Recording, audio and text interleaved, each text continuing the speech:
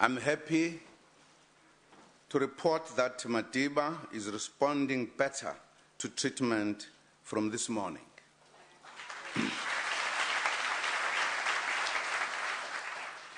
We are very happy with the progress that he is now making following a difficult few days. We appreciate the messages of support from all over the world. It is an honor for us as South Africans to share Madiba with the international community. We fully understand and appreciate the global interest in this world icon. We are so proud to call him our own. We urge South Africans and the international community to continue to keep President Mandela and the medical team in their thoughts and prayers. Honorable Speaker, during this month of June, we celebrate the contribution of young people who sacrificed immensely so that this country could be free, and so that those coming after them can live a better life.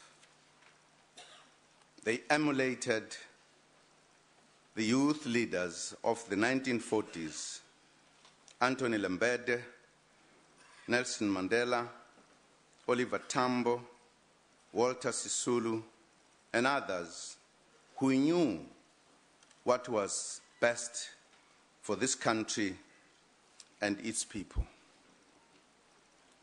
Because of their sacrifices and the foundation that was laid for a free and democratic South Africa, our country is a much better place to live in now than it was before 1994.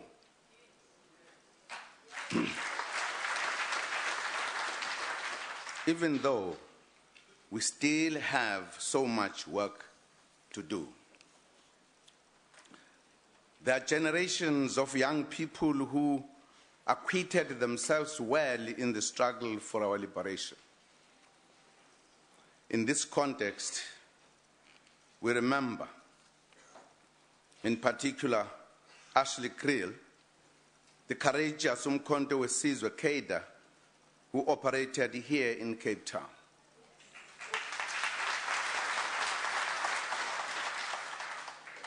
He was tragically murdered by a security policeman in July 1987.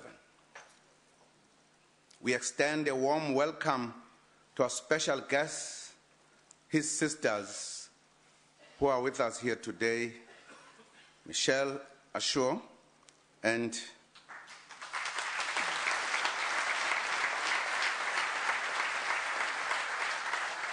Melanie Adams. May his fighting spirit live forever.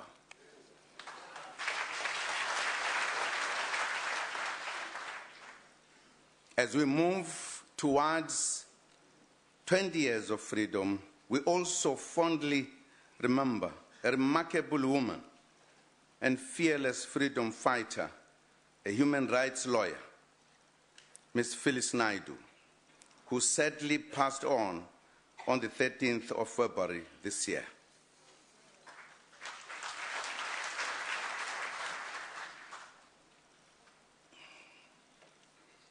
We are joined today by her daughter, Ms. Suth Naidoo.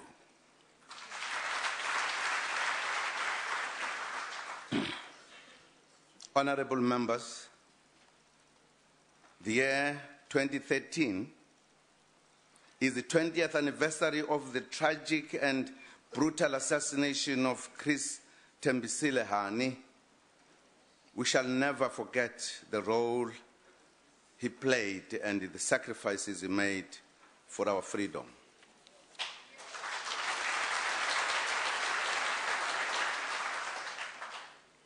His dear wife, Ms. Dimpo Hani, is our special guest today.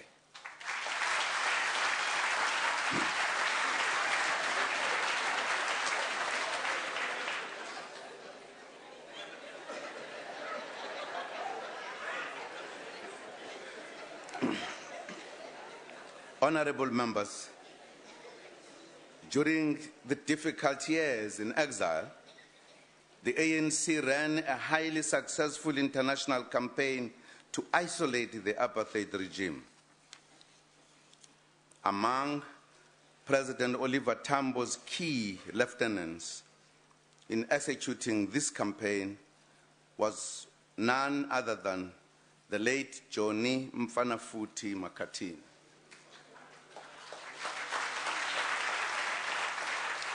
We extend our warm welcome to his dear wife, Mrs. Valerie Makhathini, who is in Parliament for the first time today.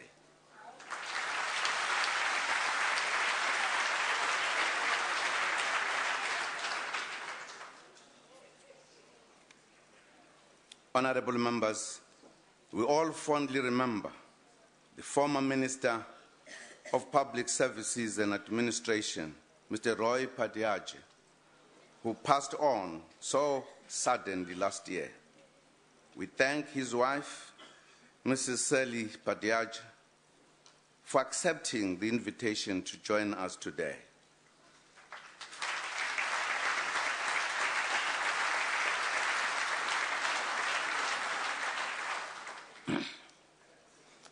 Honorable members, I had an opportunity yesterday to have a cup of tea with our special guests. It revealed something to me. As we tried to make the introduction, first to do so was Mrs. Hani. And everybody in the room cried because they said something was coming out for the first time that they are remembered by this Parliament, that their members of family participated. And no one could hold the tears. We said something about the history where we come from, at times which we take for granted, and the families that have sacrificed their members.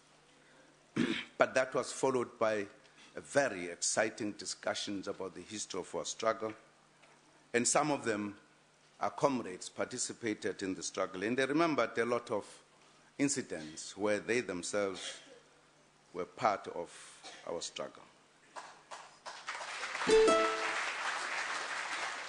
We're very honored indeed that they are here today, because that connects us with the struggle where we come from, whilst enjoying our democracy today.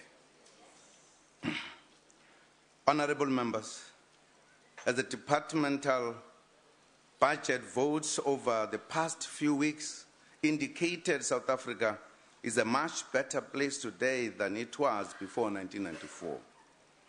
However, there is still a lot of work to be done to achieve a truly non-racial, non-sexist, democratic, and prosperous South Africa. We are building a society in which every household will have access to decent housing, water, sanitation, electricity, quality health care, and quality education. It must be a society where all feel safe and where no child goes to bed hungry. We shall not rest until that type of society is achieved, no matter how long it takes.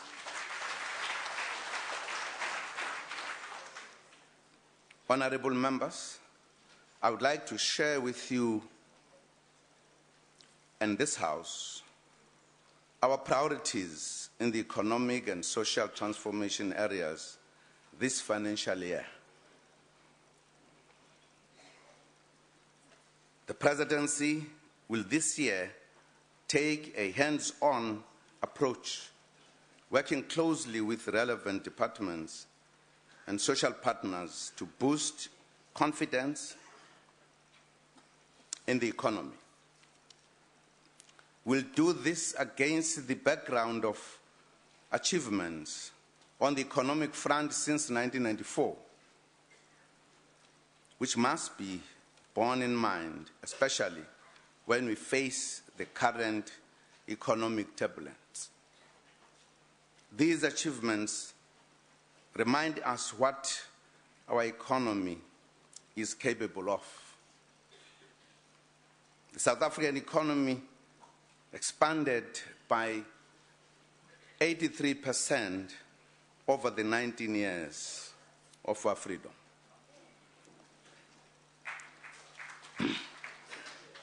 The national income per capita increased from 27,000 Rand 500 in 1993 to 38,000 Rand and 500 in 2012, which is an increase of 40%. Disposable income per capita of households has increased by 43%. Today, employment has increased by more than 3.5 million since 1994, and we have extended social grants from 2.5 million people in 1994 to about 16 million to date to alleviate poverty for the unemployed and the vulnerable. Honorable members, one of the key strengths of our economy is our financial sector, which remains robust and healthy and is well regarded because it is well regulated. That is why we're able to weather the 2009 financial crisis. Currently, the economy continues to grow, but at a much slower pace than previously expected. This presents challenges for job creation and poverty reduction. Data released last month showed that real GDP growth slowed to 0.9% in the first quarter of 2013. The Eurozone, which is still our largest trading partner, is still steeped in recession. Growth in some major emerging markets has weakened somewhat, affecting the demand and price of our major commodity exports. The rand has become increasingly vulnerable to the global financial situation, including a strong US dollar environment. There is very little we can do about the global economic crisis, but there are things we can do domestically which can assist to improve the resilience of our economy. We welcome the fact that all stakeholders agree on the need to stabilize the labor relations environment, especially in the mining sector. It is not in the interest of the country to have a tense labor relations environment, which is characterized by a weakening of collective bargaining mechanisms illegal wildcat strikes, violent protests, and loss of life. What we require from social partners is a commitment to resolve labor disputes peacefully and within the framework of the law and in the interest of workers, employers, and the country as a whole. I recently requested the Deputy President to lead a ministerial team to work with social partners to assist the mining sector to normalize the situation. Work is continuing in this regard, and we remain optimistic that a solution will be found. Let me take this opportunity, Honorable Speaker, to emphasize that government does not take sides and does not favor any labor union over others in the mining industry. Our interest is in finding solutions. Now that we have entered the bargaining season in other sectors as well, we urge business and labor to ensure a speedier resolution of wage negotiations. These must take place within the framework of the law and the Constitution. Government cannot act outside of the Constitution and the law. Equally, business and the labor movements cannot act outside of the law and the Constitution as well. We cannot introduce violence to labor relations and killing of people. Most importantly, we must not move away from the collective bargaining system and the framework of labor relations that was introduced at the dawn of our democracy. Failure to act within the Constitution and the law gives a wrong impression of such a critical economic sector in our country, the mining sector. Our law enforcement agencies have been instructed not to tolerate those who commit crime in the name of labor relations. They will face the full might of the law. We cannot be the ones who undermine our own economy as various stakeholders. We can't, on one hand, call for economic growth, which we all do, and the creation of jobs, which we all do, but undermine the conditions that will give birth to that kind of situation of economic growth and job creations.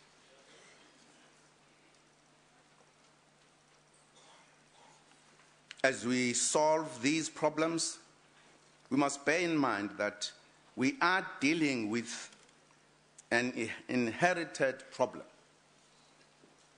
As honorable members would be aware, the apartheid system was designed to provide the mines and farms with cheap labor, thereby laying the foundation of the current problems. In the 1960s, when the growth of the mines slowed down and employment on farms began to fall, the apartheid system was too rigid to adjust. The modernization of the economy only began in 1994, and we then had to deal with the apartheid legacy of Bantu education with inadequate skills to take the economy forward. Given the high rate of unemployment, we have a keen interest to save jobs. We have had to act against the background of structural unemployment which dates back to the 1970s.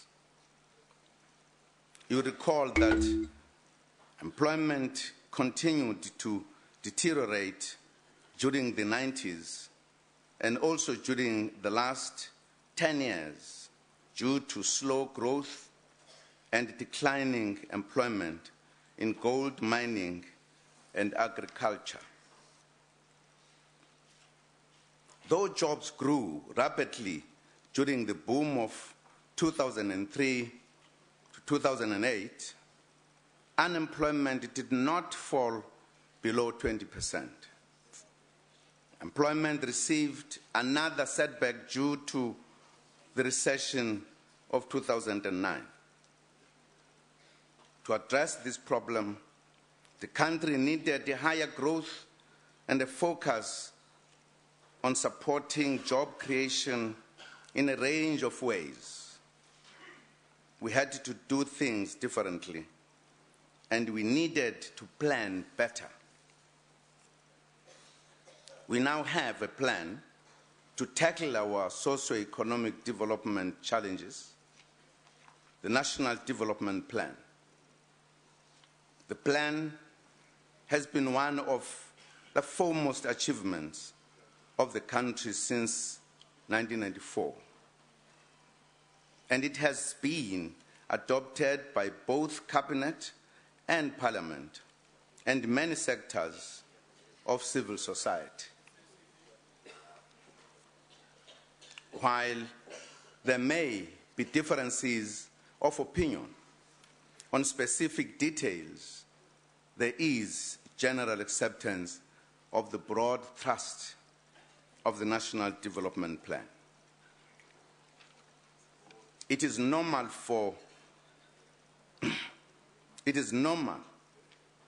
to have differences of opinion in a democratic society like ours. That is what brings vibrancy to public discourse. That cannot in any way constitute a crisis. Otherwise, we would not be running a democratic country. We'll be running something else.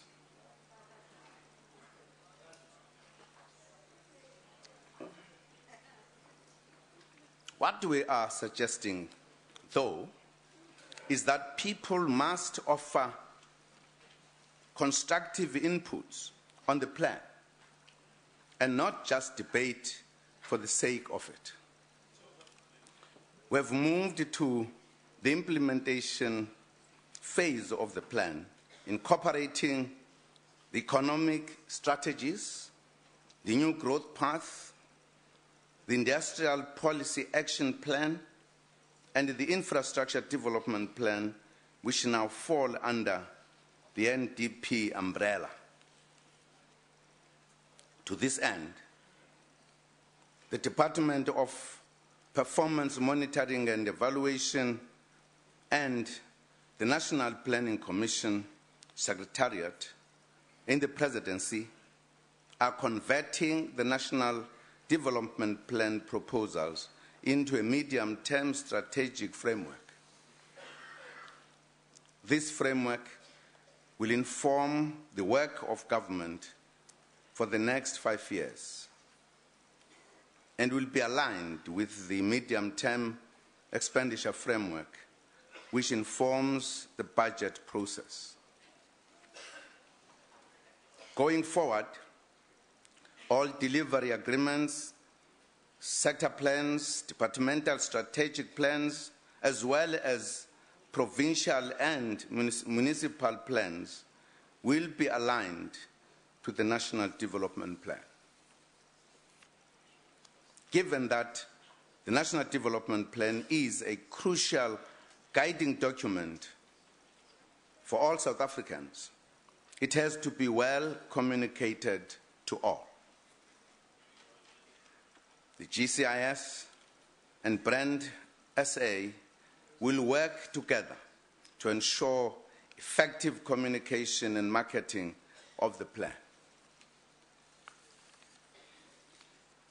Honourable members, as you are aware, the Presidency leads the Presidential Infrastructure Coordinating Commission, which is geared to remove bottlenecks in infrastructure delivery.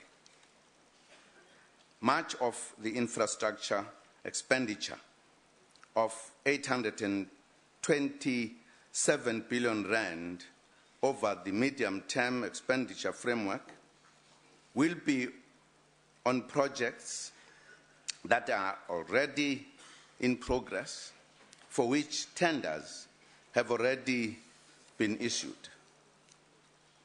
The ministers responsible for infrastructure shared information on the infrastructure program during their budget votes. Weaknesses in planning and capacity, however, continue to delay implementation of some projects.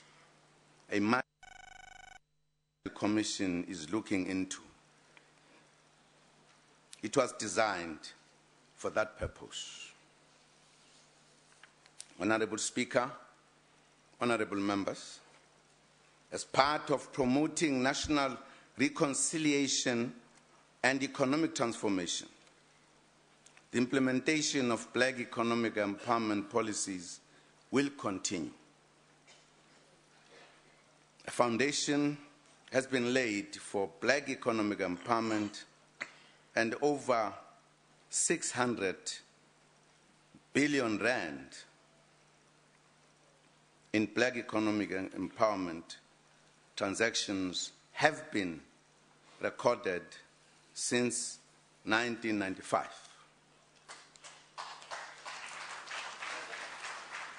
We are seriously concerned about the reach, the impact, and the quantity of the empowerment deals, and also the level of control and ownership of the economy. The direct Black ownership of the Johannesburg Stock Exchange still stands at less than 5%. In addition,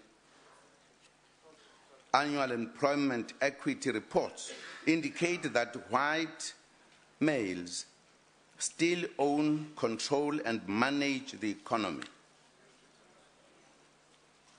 Government is amending the Black economic empowerment law to address some of these challenges. We appreciate the contribution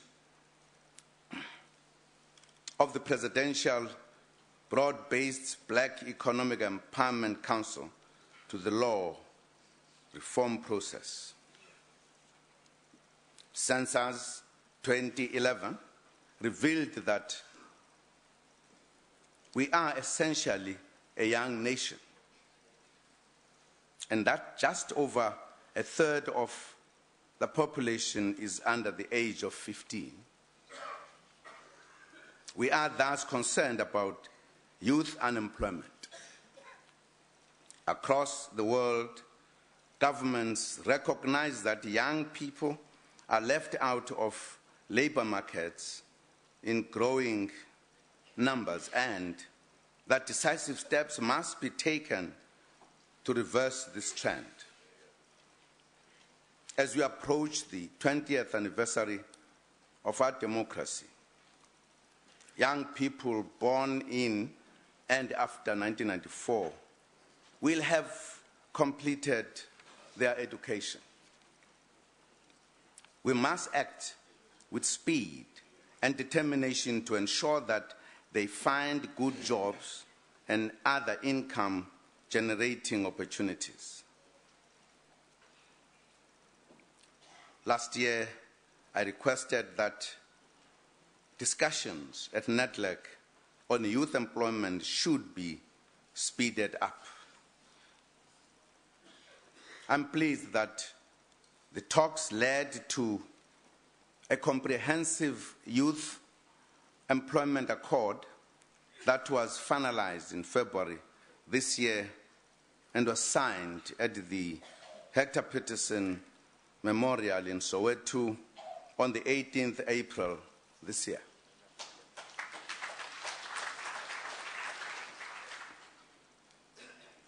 The accord sets out 6 commitments by the public and private sectors. These commitments address 3 cross-cutting issues: improving skills, facilitating exposure to the workplace, and increasing the number of jobs for young people. On skills, the Accord supports second chance matric programs as well as other interventions at further education and training level to improve the capacity and capabilities of young people. Already, a number of public entities have adopted FET colleges. In government, exposure to workplaces is being facilitated through internship programs for young people. New job opportunities will be identified for youth in areas such as the green economy and infrastructure projects, as well as in business process services. Our expanded public works program, as well as related public sector job creative, must now target youth in the increasing numbers. We also reiterate our call to the private sector to take young people on the employees and interns. We have provided for appropriately structured employment incentives in the Accord. This Youth Employment Accord has been endorsed by the main business organizations, namely Business Unit South Africa and the Black Business Council, as well as the 3 major trade union federations, FEDUSA, COSATU, and NACTU.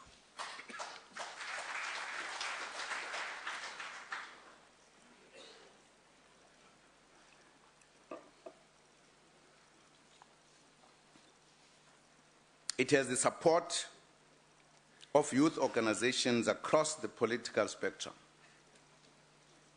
It is the framework for a united effort to tackle youth unemployment. Honorable members, the President's Award for Youth Employment, of whom I am patron-in-chief, having taken over from President Mandela in 2009, marks its 30th anniversary this year. The award was introduced in South Africa in 1983, and over 130,000 young South Africans have taken part in this program.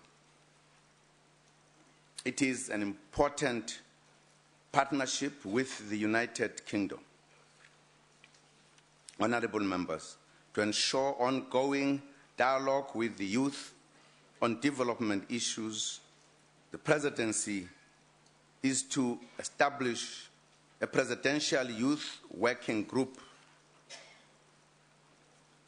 Deputy Minister Obed Bapela will speak further on the President's youth development focus, including the repositioning of the National Youth Development Agency.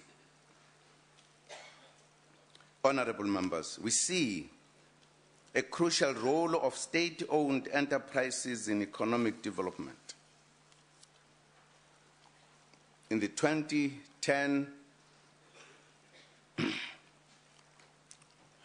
presidency budget vote, I announced the establishment of the Presidential Review Committee on State-Owned Enterprises. Cabinet accepted the final report of the committee in April, and the implementation detail is being worked out. Honourable members, making South Africa an even better place than it is currently will require a continuing investment in social transformation and nation building. We must promote unity and social cohesion. We must also enhance positive values and build stronger families and communities to strengthen the social fabric of our society. It is for this reason that we have accelerated the fight against social ills such as drugs and substance abuse. We must save our children and the youth from the trap of crime and criminality, drugs, gangs, substance abuse, teenage pregnancy, and conflict with the law. The 2012 annual report of the Central Drug Authority shows that the abuse of hard drugs, such as heroin, cocaine, and the drugs known as tick, wunga, or nyaope, has reached alarming levels. Increasingly worrying is the reality that these drugs are becoming easily available to children as young as 8 years old. During my visit to El Dorado Park in Johannesburg last month, I witnessed firsthand the devastating impact of substance abuse on the lives of young people and their families.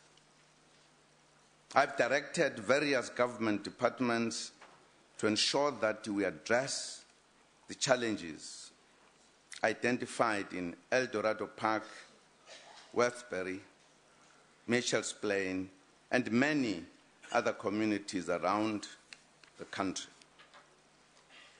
In El Dorado Park, with the assistance of law enforcement agencies, a total of 20 drug dens, also known as lolly lounges, have been closed down, and four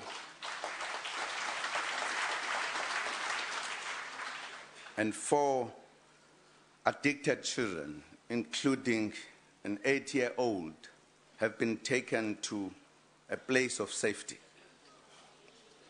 This indicates that we can succeed in this battle. There are 215 local drug action committees around the country, so we dare not fail. They must do their work diligently, assisted by relevant departments. As part of nation building, we also need to ensure that communities are safe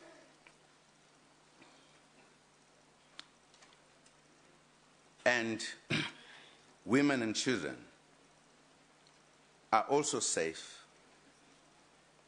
We have heard a shocking incident in recent times, including young people who attack women old enough to be their grandmothers. Some grandmothers in the town of Lusikisiki in the Eastern Cape shared in the media their horrific tales of sexual molestation, which is a disgrace to society as a whole. The Department of Social Development, police, as well as women and children and persons with disabilities are to prioritize Lusikisiki and other areas given the ongoing reports of serious abuse. Domestic violence or any form of gender violence is unacceptable and has no place in our country. Law enforcement agencies have been instructed to treat gender violence cases with the utmost urgency and importance. We have reintroduced the Family Violence, Child Protection and Sexual Offences units and are re-establishing sexual offences courts. The community must assist us by coming forward with information. Those who are victims of this crime should also not suffer in silence. We welcome the work done by non-governmental organizations that support women and children. Government working alone will not be able to defeat this scourge. Honorable members, South Africa is indeed a much better place to live in than it was before 1994.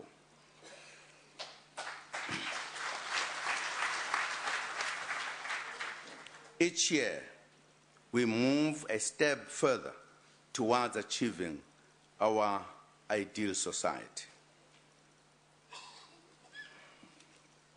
The extension of basic services will continue, and so will the monitoring thereof.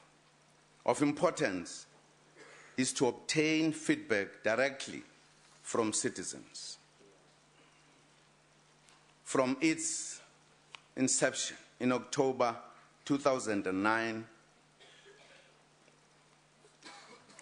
to 31st March 2013, the Presidential Hotline has received a total of 160,914 cases, of which 90% had been resolved. We also encourage hands-on monitoring by visiting communities, as that is the best way of assessing delivery. As part of the Presidential Siyahlola monitoring program, we have visited a number of communities in the past financial year. For an example, in Gauteng, we had visited the community of Sweet Waters to address concerns about poor living conditions in 2010. We returned to the community in August last year to check on progress made since the last visit. Following our intervention, a total of 760 housing units have been allocated to the residents from Sweet Waters and Thulamtwana.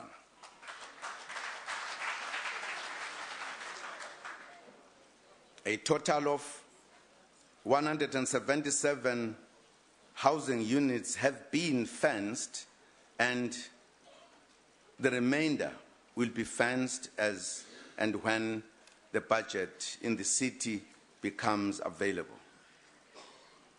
Water and sewer construction and the electrification projects are also underway. In December 2012, in commemoration of the International Day of People with Disabilities, we visited Mpumalanga to monitor government's progress in mainstreaming issues of disability, also under the Siyahlola Presidential Monitoring Program. We are committed to ensuring that the human rights of people with disability are respected and that government meets the 2% target of employing people with disabilities.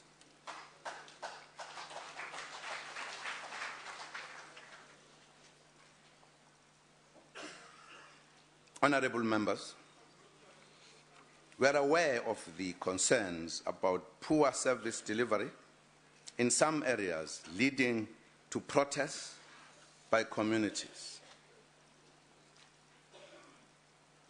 We see in the National Development Plan a relevant blueprint with regards to improving the capacity of the state and turning around the performance of the public service to improve the way government works.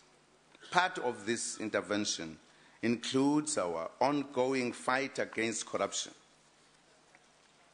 The Justice, Crime, Prevention and Security Cluster has outlined the work that is being done to rid our country of corruption. Cluster Chairperson, Minister Jeff Hadebe, released the names of 42 persons against whom action has been taken by the JSPS Anti-Corruption Task Team and indicated that more will be named in the near future.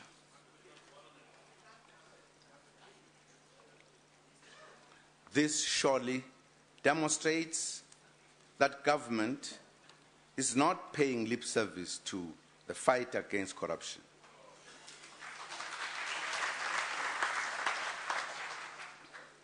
Honorable members, South Africa continues to play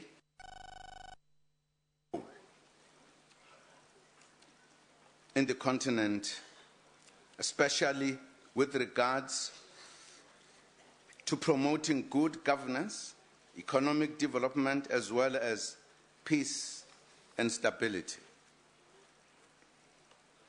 We will continue to promote the effectiveness of the African Union, especially its financial independence. South Africa also continues to play a role in peacekeeping on the continent. The deployment of SANDF members on the continent under the auspices of the United Nations and the African Union directly contributes to the restoration of peace.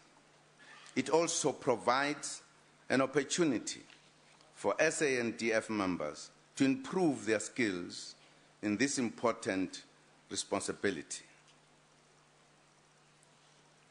During the course of the past financial year, the following external operations continued. The SANDF contingent, in support of the United Nations Organization for Stabilization Mission in the Democratic Republic of the Congo.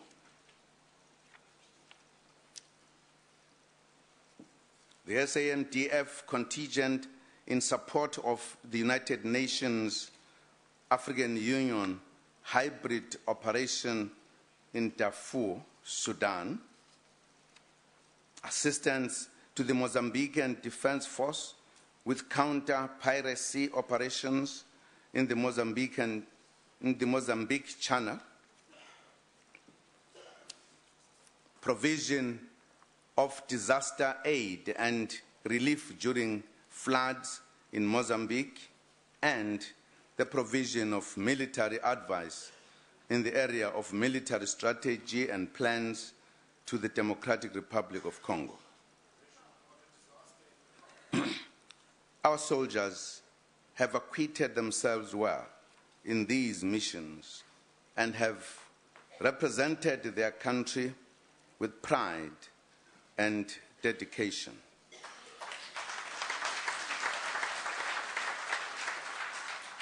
We salute them and wish them well. Honorable members, we commend the government and the people of Zimbabwe for finalizing the constitution-making process. In this regard, South Africa urges the political leadership in that country to work on the necessary reforms required to create a conducive environment for credible, peaceful, acceptable, free and fair elections. South Africa and the entire SADC region remain ready to continue to assist the government and the people of Zimbabwe in their efforts to implement the global political agreement. On behalf on global matters, South Africa will continue playing its part in reconfiguring global economic arrangements through participation in the IMF and in the World Bank, the G20, the Financial Stability Forum, the World Trade Organization, and more recently, in partnership with the BRICS countries. We were honored to host the BRICS Summit in March this year and the World Economic Forum in Cape Town last month. Honorable members, during this difficult economic climate, I would like to once again implore all of us to put our country first in everything we do.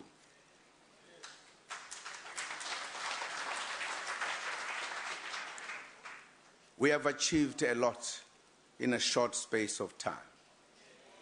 South Africa is a much better place to live in today than it was before 1994.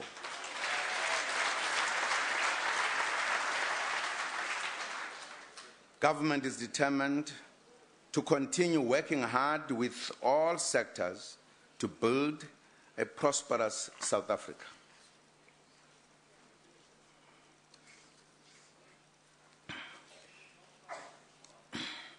Honorable Speaker, let me take this opportunity to thank the Deputy President, the ministers in the Presidency, and the Deputy Minister for their support.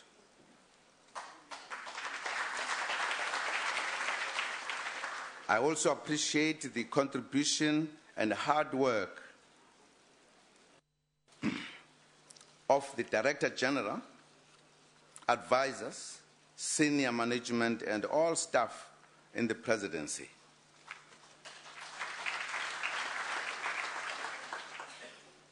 Honorable Speaker, honorable members, it is my privilege to commend budget vote number 1 to the House, and I thank you.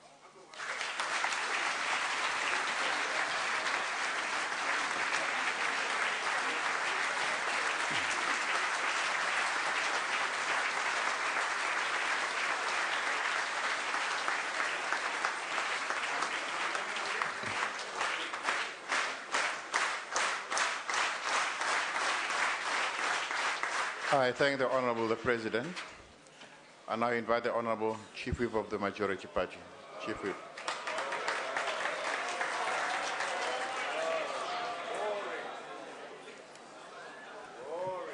Honourable Speaker, Honourable President and Deputy President, special guests of the President and this House, distinguished members and guests to this Parliament. It was Madiba himself who said in his 100-day speech to Parliament in 1994 that, I quote, "Down the years, human society has pitted itself against the pestilences of poverty, disease, and ignorance. Progress has been achieved while reverses have also been sustained. It is incumbent on South Africa to be in the company of those who have recorded more success than failure." I close. Thus, in this debate, where we stand as public representatives to debate the budget of the presidency, we do so in the public interest and by the mandate given to us by the millions of our people who want us to work towards the goal of a better life for all South Africans and contribute to the creation of a better South Africa and Africa. From the outset, the ANC government identified nation building and land restitution as part of the national agenda. When we gained freedom in 1994, we found a country that was divided into a black and white South Africa, where the black part was divided into ethnic groups which were arbitrarily defined and put into native reserves or Bantustans or homelands.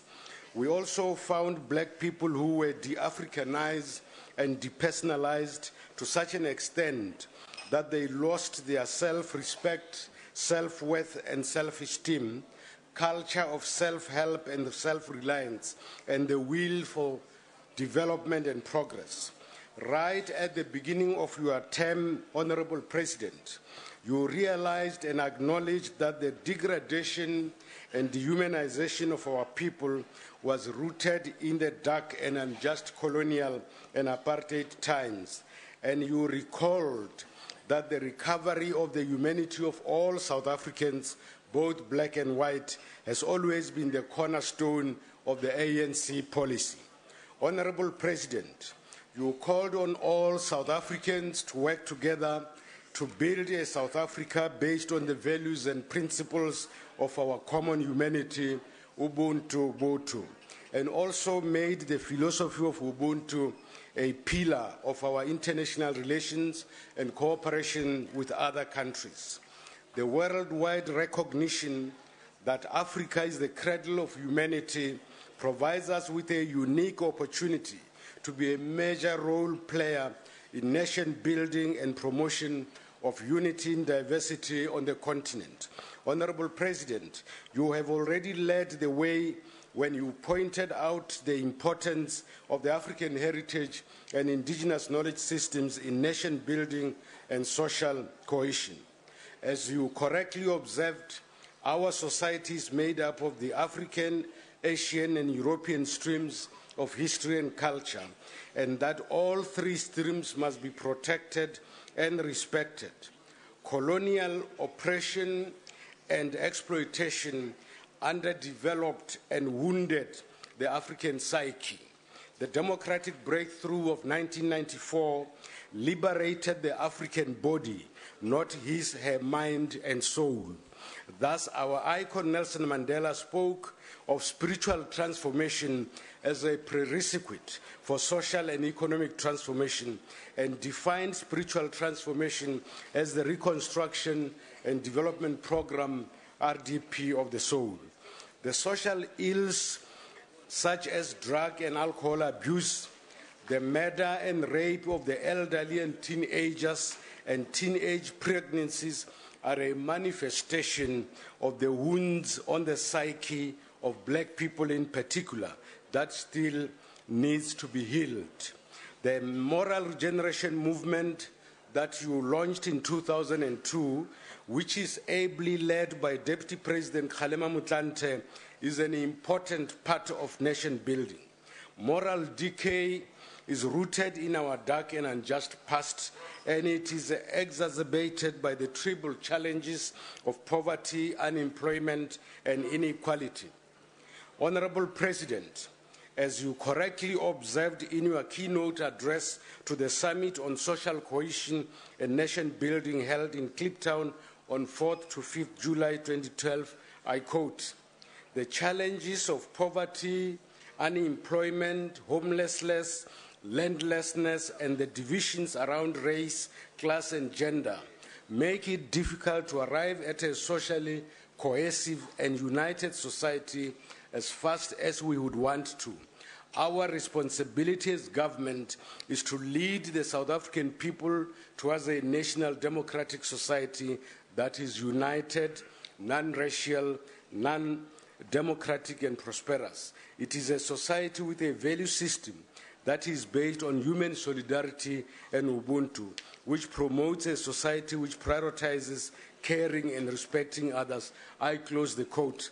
Honorable President, here you gave the country the clearest definition of the national democratic society that all of us must work hard to build. Speaking at the same summit, Comrade Gwede Mantashe, Secretary General of the ANC, emphasized the importance of social cohesion and social solidarity in the following words, I quote, "Our South Africanness, which we celebrate through our Constitution, is the glue which contributes to and binds social cohesion and nation building, and therefore it is an important pillar in our unity in diversity." I close the quote. Land dispossession has played a major role in creating the divisions and injustices of the past. The decision of your administration, Honorable President, to accelerate land restitution and to reopen the process to enable those who fail to lodge claims by the cut-off date to do so will be a major contribution to social cohesion and nation building. It will give meaning to the commemoration of the centenary of the 1913 Land Act. Chief Albert Luthuli correctly observed that the treatment of women as minors and the restriction of their access to land is not part and parcel of African culture. It is one of the legacies of colonialism and apartheid. Women participated and led wars of resistance against colonialism and apartheid. Names which come to mind include Mbuya Nehanda of Zimbabwe, Queen Nzinga of Angola, Queen Mother of Swaziland, Queen Mantatisi of Batlokwa, and Queen Mujaji of Balobedu of Limpopo Province. The female leaders waged wars of resistance in defense of their land and sovereignty. As Parliament, we shall celebrate the lives and contribution of female leaders to the struggle for land and freedom. The contestation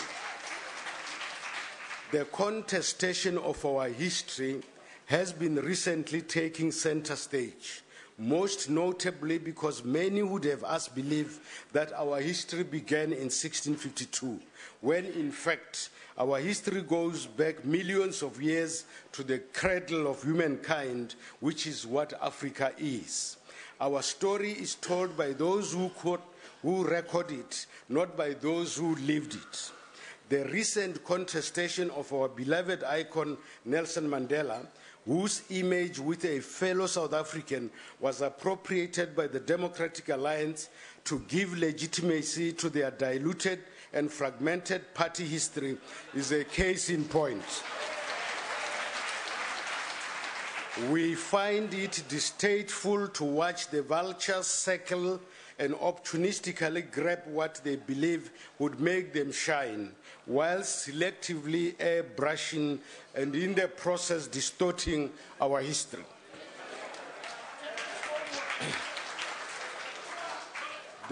This fourth administration, which you lead, Honorable President, has notched many deliverables and improved on those since 1994. These are ensuring that access to primary and secondary education has been expanded to include almost all of the age cohort. A reception year has been introduced. 10 million people have been accommodated in formal housing. Primary health care has been expanded. Access to electricity and water has been significantly expanded. Enrollment in higher education has almost doubled. The economy has grown and is more diverse today than in 1993. And public revenues have increased. Though divisions of race, gender, and class remain reflected in inequality across these lines, the ANC government's policies are ensuring that we steadfastly work to remove such inequalities. The acceleration of land restitution and the reopening of the land claims process are important steps in building a better life for all our people and a better Africa. The recognition of Africa as the cradle of humanity provides us with a sound basis for the recovery of our common humanity and advancement of Pan-Africanism and the African Renaissance. The acceleration of the land restitution and the reopening of the land claims process will go a long way to heal the wounds caused by colonial land disposition, colonial oppression and exploitation, and thus will contribute to the creation of a better life for all. Honorable President, your vigorous pursuit of progressive Pan-Africanism has yielded results. Today we have a daughter of the soil, Dr. Nkosazana Dlamini Zuma, at the helm of the African Union Commission. Hardly a year after her elevation to the leadership of the Commission, the AU declared 2013 a year of Pan-Africanism and the African Renaissance. Even the traditional naysayers in this House cannot deny that it was our own Pixley Sakaka Seme who kindled the spirit of Pan-Africanism and the African Renaissance in South Africa. Africa and the diaspora. As South Africans and Africans, both black and white, we must celebrate this achievement in word and deed. We must join and light the flame of hope and work together with Africa and her diaspora to create a better Africa and a better world. We trust that the institutionalization of the African Renaissance in the last 15 years by the then Premier of KwaZulu-Natal, Honorable Sibusiso Ndebele, will be emulated by other provinces and coordinated at the national level. As Parliament, we have instructed the Parliamentary Group on International Relations to develop a year-long program to celebrate the Pan-African nationalism and African Renaissance. We trust that Minister Ndebele will be an important player in this regard. This morning, the Multi-Party Chief Whips Forum agreed to the development of a year-long program of dialogue and celebration of Pan-Africanism and the African Renaissance. Honorable President, your constructive engagement with traditional and religious institutions and their involvement in Pan-Africanism and the African Renaissance program will enhance your nation-building agenda and help to deepen and entrench democracy and the culture of human rights.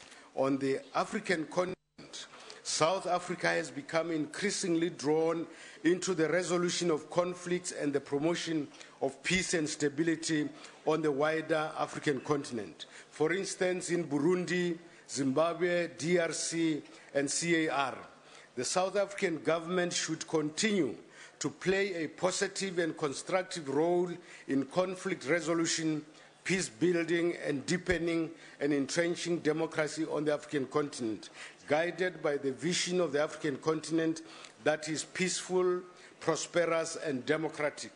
Our foreign policy is premised on the principles of Ubuntu and the white paper of South Africa's foreign policy that states, and I quote, "This philosophy translates into an approach to international relations that respects all nations, peoples, and cultures. It recognizes that it is our national interest to promote and support the positive development of others. Similarly, national security would therefore depend on the centrality of human security as a universal goal based on the principle of Batopele. In the modern world of globalization, a constant element is and has to be our common humanity. We therefore champion collaboration, cooperation, and building partnerships over conflict resolution and peace building. This recognition of our interconnectedness and interdependency and the infusion of Ubuntu into the South African identity shapes our foreign policy." I close the quote. The declaration of the recent AU-OAU 50th anniversary shares with us the commitment to accelerate the African Renaissance, deepening and entrenchment of principles of Pan-Africanism. It states, I quote, "Our common destiny, our shared values, and the affirmation of the African identity, the celebration of the unity of diversity, and the institution of African citizenship," I close the quote, "must be aimed at," I quote, "reviving our cultural identity, heritage, and history," I close the quote. The celebration of the 50th anniversary has called on the Pan-African Parliament, local and national legislatures to celebrate the year of Pan-Africanism and the Renaissance to enhance awareness of the new generation of Africans about the ideals of Pan-Africanism. This urges the public to be involved in the activities so that the gap between the people of Africa and the AU can be bridged with a view to sharing, rallying, and uniting all behind common objectives and views. Honorable President, you have often spoken about an activist parliament and government and ensuring that the people are heard and that they actively participate. You stated, and I quote you, "Government can operate in isolation. It has to link up with the people, and the people should also understand that this is their government. They must not be shy to take initiative, to interact with government in various ways, and must be able to talk and say that things are not going right." I close the quote. In your various visits to communities across the length and breadth of this country, Honorable President, you have demonstrated the critical importance of listening to the people.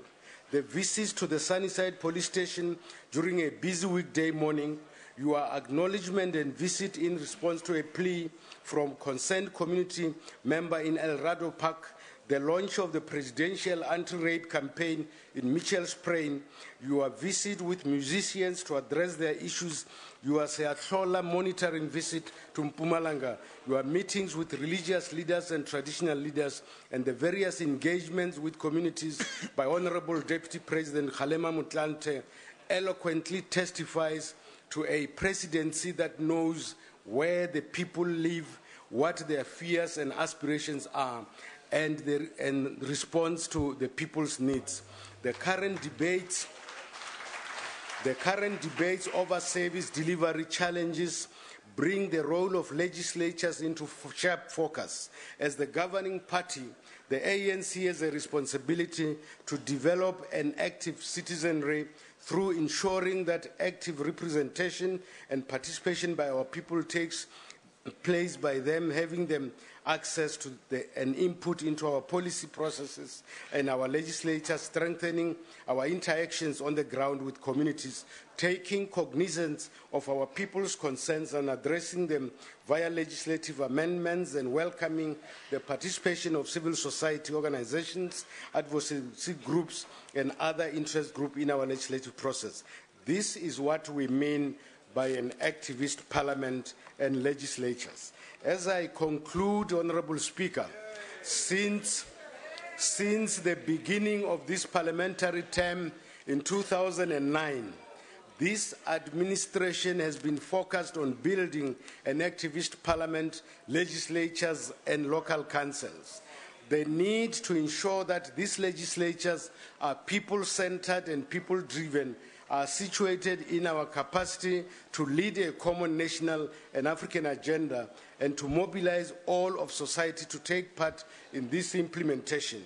As we approach our 20th year of democratic rule, let us heed the words of one of the greatest proponents of peace in our lifetime, Nelson Mandela, who said, "At the end of the day, the yardstick that we shall all be judged by is one and one only, and that is we are, through our endeavors here, creating the basis to better the lives of all South Africans. This is not because the people have some subjective expectations fanned during the election campaign. Neither is it because there is a magic wand that they see in their new government. Millions have suffered deprivation of decades, and they have the right to seek redress." Thank you, Honourable Member. Your time has expired. I close the quote. Thank you, Honourable Speaker. Thank you, Honourable Member. I now wish to invite the Leader of the Opposition.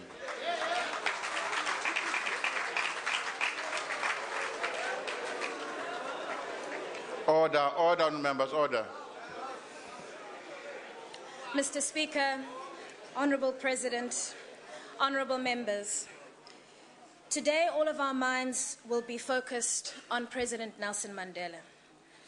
At this sensitive time, our thoughts and prayers are with Utata's family and his loved ones. We are reminded that President Mandela's term in office proved that a leader's words and actions matter. He defined the truths of his time in simple terms. In his first State of the Nation address on the 24th of May in 1994, he plainly said that the acid test of the legitimacy of his administration would be the progress made in delivering measurable freedoms. Our former president defined freedom with unmistakable precision. Our definition of the freedom of the individual must be instructed by the fundamental objective to restore the human dignity of each and every South African. Accordingly, he spoke of the goals of freedom from want, freedom from hunger, freedom from deprivation, freedom from ignorance, freedom from suppression, and freedom from fear. On this occasion of the 2013 presidency budget vote, we must all take note of the wise words of our former president. We must hold ourselves up to this high standard, for this is the South Africa our predecessors set out to build in 1994. But, Mr. Speaker, this last year has seen us take a major step backwards in achieving this goal.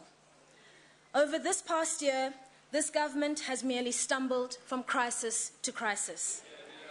It is an unavoidable conclusion that President Jacob Zuma's lack of purpose and direction is at the very heart of the problem. One doesn't have to look very far back to see just why.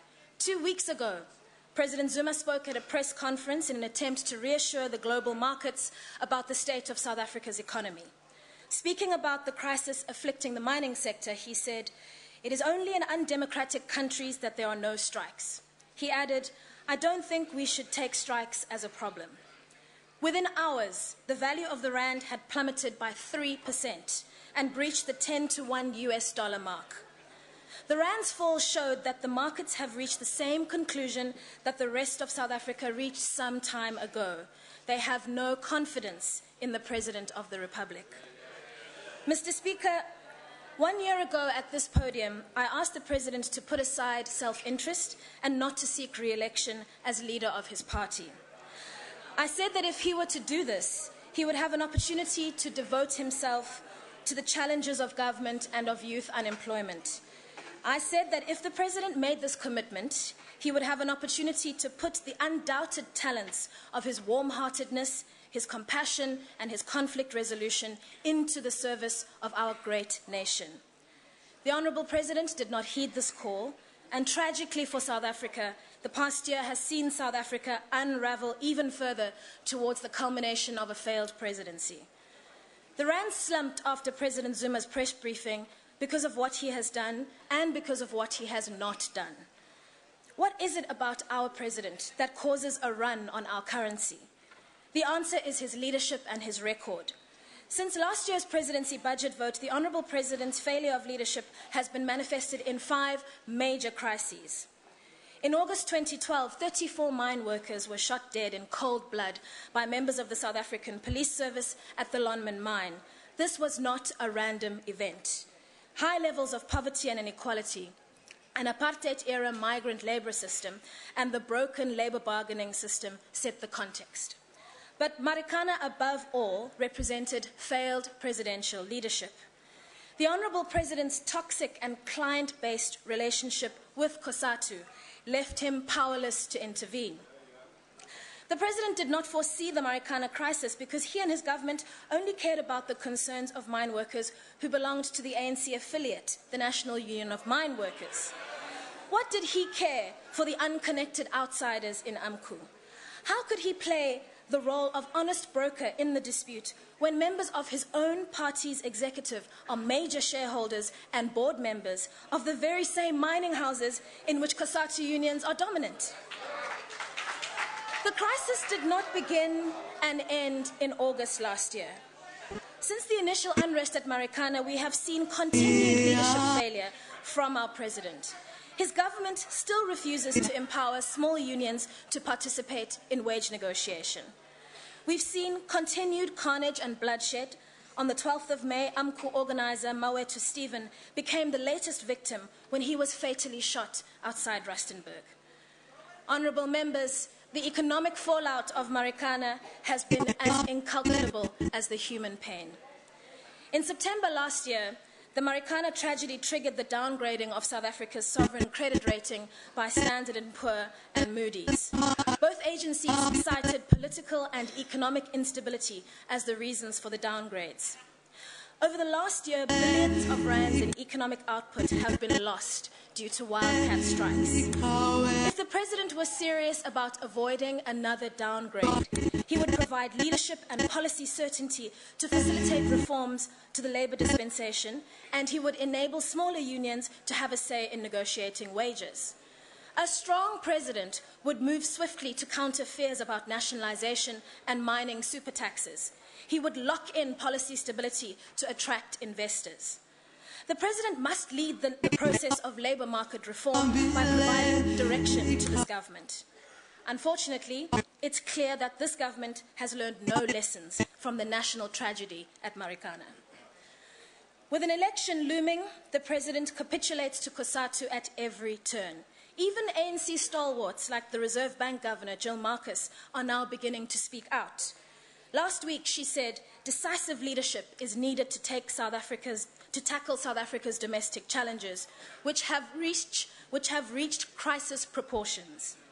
But the President's response to this seems to be crisis? What crisis? Mr. Speaker, in October last year, the President's lack of decisive leadership was reinforced by his response to the scandal surrounding the upgrade of his private home in Gandla to the tune of over 200 million rand in public money. South Africa owes a great debt of gratitude to the dogged determination of the independent media who shone a light on this shameful affair. Honourable members, it is no coincidence that our citizens' right to know has been imperiled during President Zuma's term in office. According to Freedom House, South Africa was classified as free with a score of 30 out of 100 for freedom of the press in 2009. But this year, South Africa slid to partly free with a score of 35 in the same category. This time last year, we could never have imagined that the President's ministers would deploy a pernicious apartheid law, the National Key Points Act, to try and prevent the truth from emerging about who authorized the Gandla upgrade. If the President really wanted to assure the markets 2 weeks ago, he would have asked that the inquiry report into Gandla be declassified immediately. Only bad governments thrive under the cloak of darkness. Those who have nothing to hide have nothing to fear. Mr. Speaker, in April this year, the same veil of secrecy was drawn over the murky circumstances which led to the tragic death of 15 South African National Defence Force soldiers in the Central African Republic. Many more were injured. We still don't know the precise circumstances of how and why our soldiers died at the hands of rebels who had seized power after toppling former President Francois Bozize. The President has failed to provide full answers. In every crisis, he misses the opportunity to take the nation into his confidence. Last year, I posed a question. Does the Honourable President use power, or does power use him? This year, the revelation that the President's close friends, the Gupta family, used the Waterkloof military Air Force Base for a family wedding answered that very question. The President has presided over the creation of a nepotistic state within a state. Presidential leadership requires both executive confidence and a respect for democratic institutions. But the President's management style of cronyism and patronage has led to the collapse of good governance across the administration. That same lack of executive responsibility has also led to the failure to appoint a head of the Special Investigating Unit and a suitable National Director of Public Prosecutions. Mr. Speaker, honourable members, on this occasion of the last budget vote of President Zuma's term of office, it is clear to all, friend and foe alike, that this presidency is over.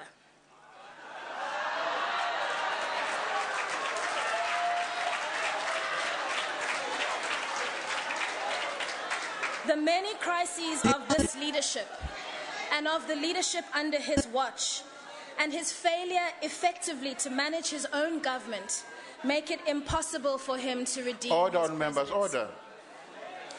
But despite this dying presidency... Order. Speaker, point of order. The gallery is also participating. Will you please inform the House? Order, members, order. Order. Thank you, Honourable Member. Let me state and say the following. Honourable members in the gallery, we always appreciate and welcome your presence in Parliament. This is a Parliament of the people. Members of the public in the gallery may, however, not express themselves and participate in the deliberations of the House. They may not loudly approve or disapprove, for example, by applauding, clapping of what is being said. Members in the House will applaud on your behalf. Proceed on. Thank you, Mr. Speaker. Order, members, order. The many crises of leadership under his watch and his failure effectively to manage his own government make it impossible for President Zuma to redeem his presidency. But despite this dying presidency, blue skies are piercing the gloom. There is an alternative. The 2014 general election will be a game changer because the nation's fastest growing political party is transforming the electoral landscape day by day. Next year, 5 million young South Africans will come of age and register to cast their votes for the first time. They will vote for the party that actually delivers on the promise of a better life for all. The Democratic Alliance is marching towards government in Gauteng and in the Northern Cape because we exercise power on behalf of the people and we never let power use us. Mr. Speaker, order, members. There is order. a clear choice between leadership under the DA and under the ANC on every major issue facing our citizens today. Take the economy. Since the Honourable President took his oath of office in 2009, 2.2 million more South Africans have joined the ranks of the unemployed. The President's endless preoccupation with placating his COSATU allies has cost the creation of hundreds of thousands of jobs through the youth wage subsidy. And during his time in office, South Africa has experienced one of the lowest GDP growth rates in our peer group, recently downgraded from 3% to 2%. This is completely out of step with growth rates in other middle-income countries like Thailand, Indonesia, and Chile, whose combined GDP growth averages over 5%.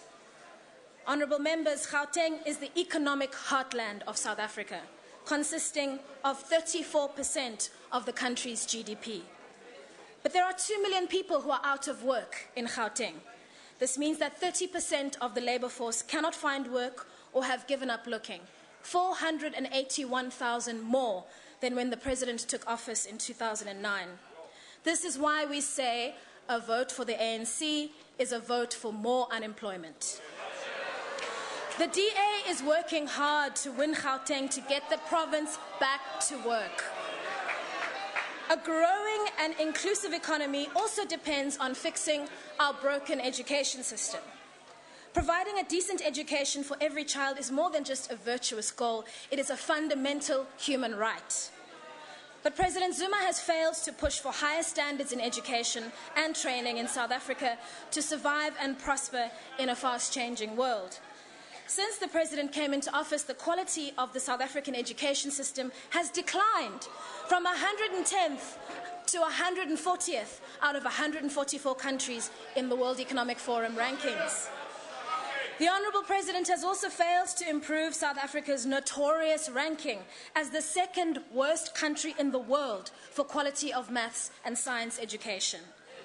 This is why we say a vote for the ANC is a vote for a broken education system. The Northern Cape in particular has suffered from poor governance in education. The education system nearly collapsed in John Taole District Municipality last year. The acting Premier, Griselda Chikela, stood by powerless while children were prevented from going to school by members of the community protesting about the poor delivery of services.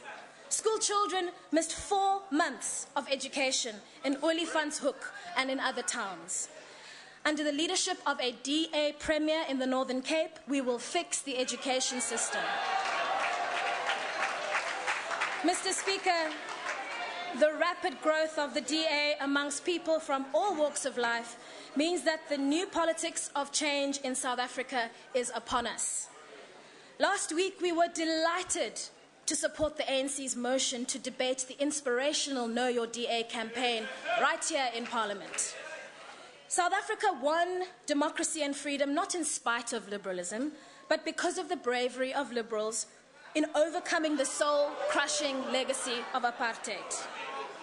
Ours is the noble legacy of Selby Msimang, one of the 1912 founders of the ANC who co-founded the Liberal Party, of Jordan Ngubane, editor of Inkundla Yabantu, who eventually left the ANC to take up the liberal cause after helping position Inkosi Albert Luthuli to become the ANC president.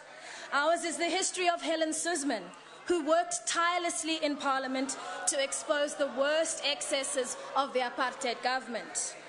And it is of Tony Leon's Democratic Party, which played a major role in co-crafting our liberal democratic constitution based on non-racialism, equality, and tolerance. Mr. Speaker, as I look across to the government benches, I know there are ministers who identify with those values. Our daily politics may be divided, but we share similar principles. When the Honourable Lindiwe Sisulu's valiant attempts to establish an anti-corruption bureau are mocked by the President's conduct, she must know that only this side of the House shares her determined resolve to end corruption. When the Honourable Gordon's relentless struggle to lock in economic stability is rocked daily by the President's dithering, he must realise that his vision can only be implemented by an alternative government. And the Honourable Pando, who has spent years fighting for education reform, only to have her efforts repeatedly frustrated by COSATU, she too must know in her heart that with our track record, the DA is most likely to raise education standards to prepare South Africa for a changed world. This is the time for members of the governing party who love this country to consider their response to this tragic conflict of loyalty. Every leader in history is tested by how they rise to unpredicted events and trials. Today, the truth needs to be set out clearly. In the life of a democratic nation, rarely has a leader been so personally responsible for setting into motion a chain of crises as our president is. Every major crisis of the last year could have been avoided if the president had exercised principled and selfless leadership. And so, today, I'd like to appeal directly to the governing party to spare our country any future damage by not nominating President Zuma to contest the 2014 election. South Africa cannot afford one more wasted year. If we are consigned to another 6 years of failed leadership, South Africa may never recover the lost ground. Honourable colleagues, for the sake of South Africa today, let us unite across party lines and vote against the presidency budget. I thank you.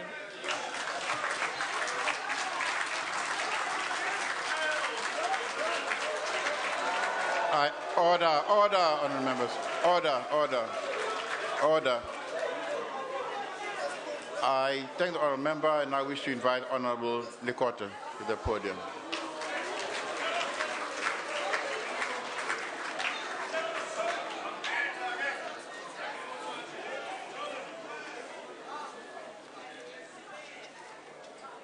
Honourable Speaker, Honourable President and Deputy President, members of the House, it's appropriate that we should join with millions of people at home and abroad at this time to reflect on the condition of the father of our nation and hope and pray that he makes a speedy recovery. As leader of our struggle and the architect of our democracy, Madiba bridged the chasms that divided us. He forged the Constitution that freed and united us. He created the moral compass that guided all of us. And he bred the hope that inspires to this day. In his suffering, therefore, we walk around stoically, hoping that our prayers will be answered, that he recovers.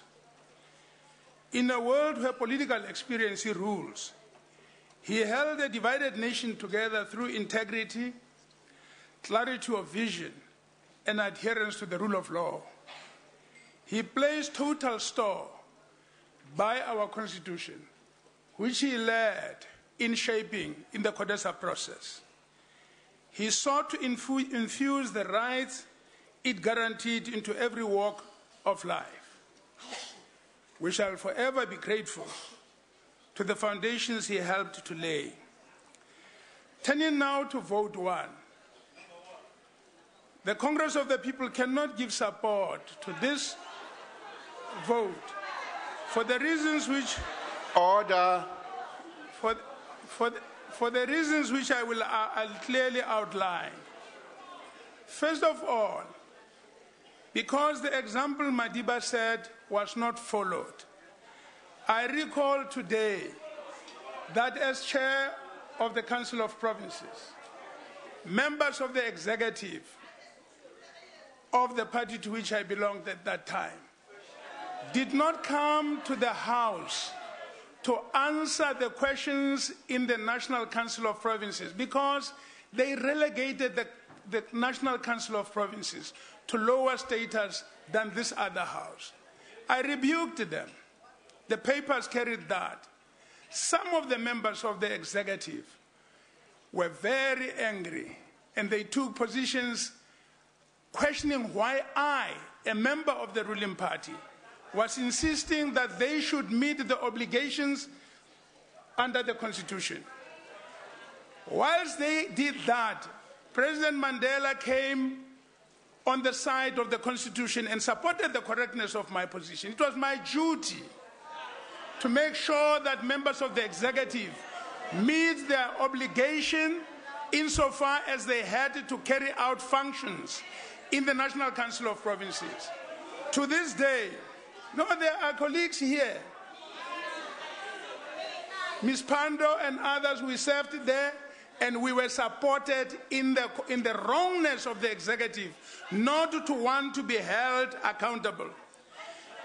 I am not surprised at the noises that have been made, because it shows clearly that to this day there are many who have not as yet understood that lesson of history. And so that is why there's a staggering deficit of accountability in our politics today.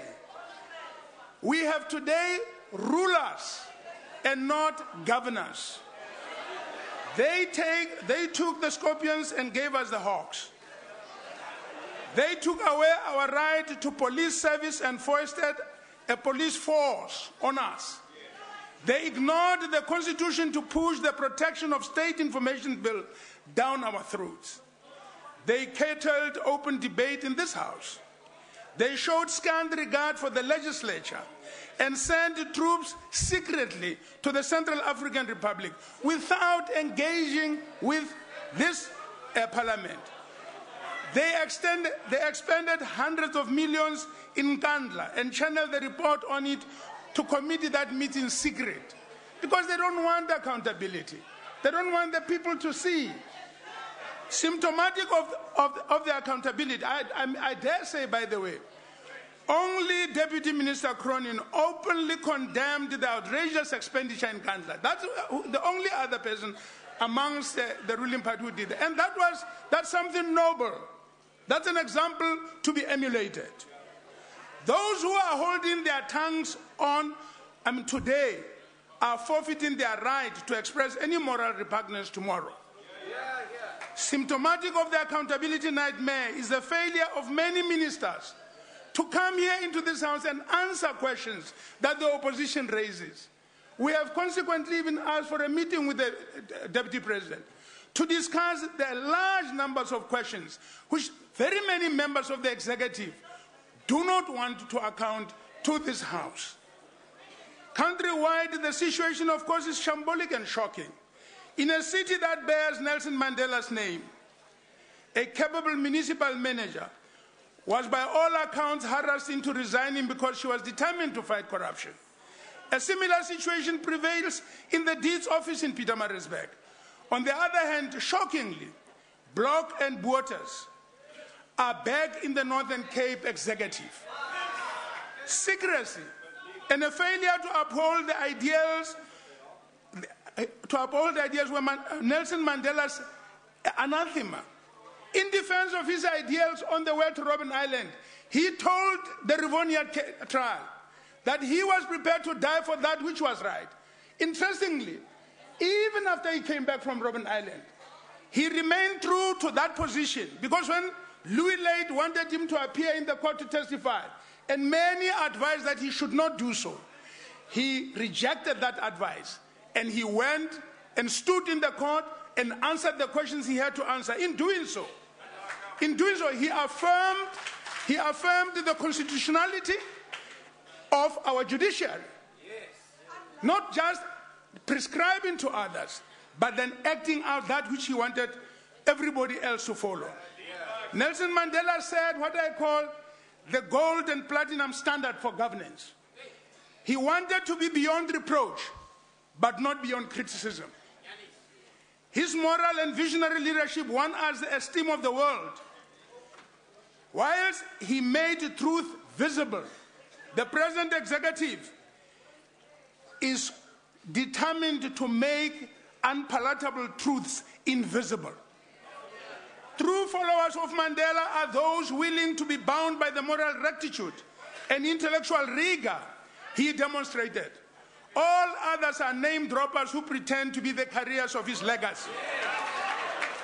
What South Africa needs today, as the crisis of governance deepens in our country, is a visionary and moral leadership. No surprise, therefore, that Jill Marcus joins a few days ago a growing chorus by asking for decisive leadership as the country descends into an unpalatable situation of directionless and unguided national drift. Honorable President, we would have supported this budget itself. Had you, at least in my view, had you taken the step to reduce this cabinet and of ministers and deputy ministers that go up to 64, consuming huge quantities of resources that should be addressing the needs of our people. Had you only done that, had you looked at the example of Kenyatta, President Kenyatta in Kenya, who has just reduced the cabinet of his country from 44 to 18 to release resources that can then address the needs of the people of his country.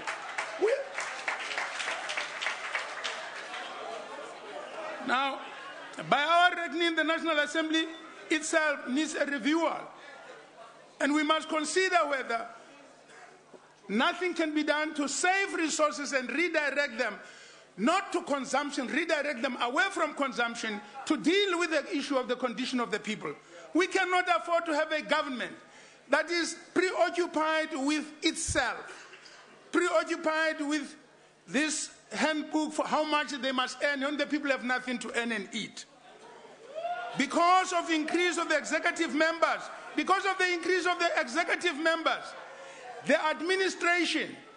administration increased itself.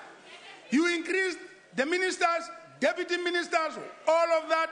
You must then employ more staff for them, and all of the budget, a huge chunk, goes to feeding individuals who are busy talking, writing, talking, and people have nothing to eat. In fact, that bloated administration, which the Minister of Finance has constantly advised on, nobody listens to the Minister of Finance. Nobody listens to the Minister of Finance. The more he says that we must cut down on the bloated administration, the more you employ friends and family, the more you increase it. And then what happens? And then of course what happens is that inefficiency sets in. The line of administration to get just a certificate signed is so long. It's so long that in the end, the Guptas land at Waterkloof Air Force Base because nobody knows who's doing what. We must stop this situation. Government should be looking after the people. I do want to say to my colleagues, the members of the House, both on the side of the ruling party and on the opposition, time has come that we must unite as the legislature. We must say to the executive, no, we are the legislature. We must say to the executive, we will not have you there because you are failing all of us. You are failing them. We must revolt on behalf of the poor, the hungry, the homeless. We, all you and I together. That's what we were elected for. Honourable Member, your time is now expired. I appeal to you. We must carry out that responsibility. Order, order. Honourable Member, your time has expired. Amanda. Order.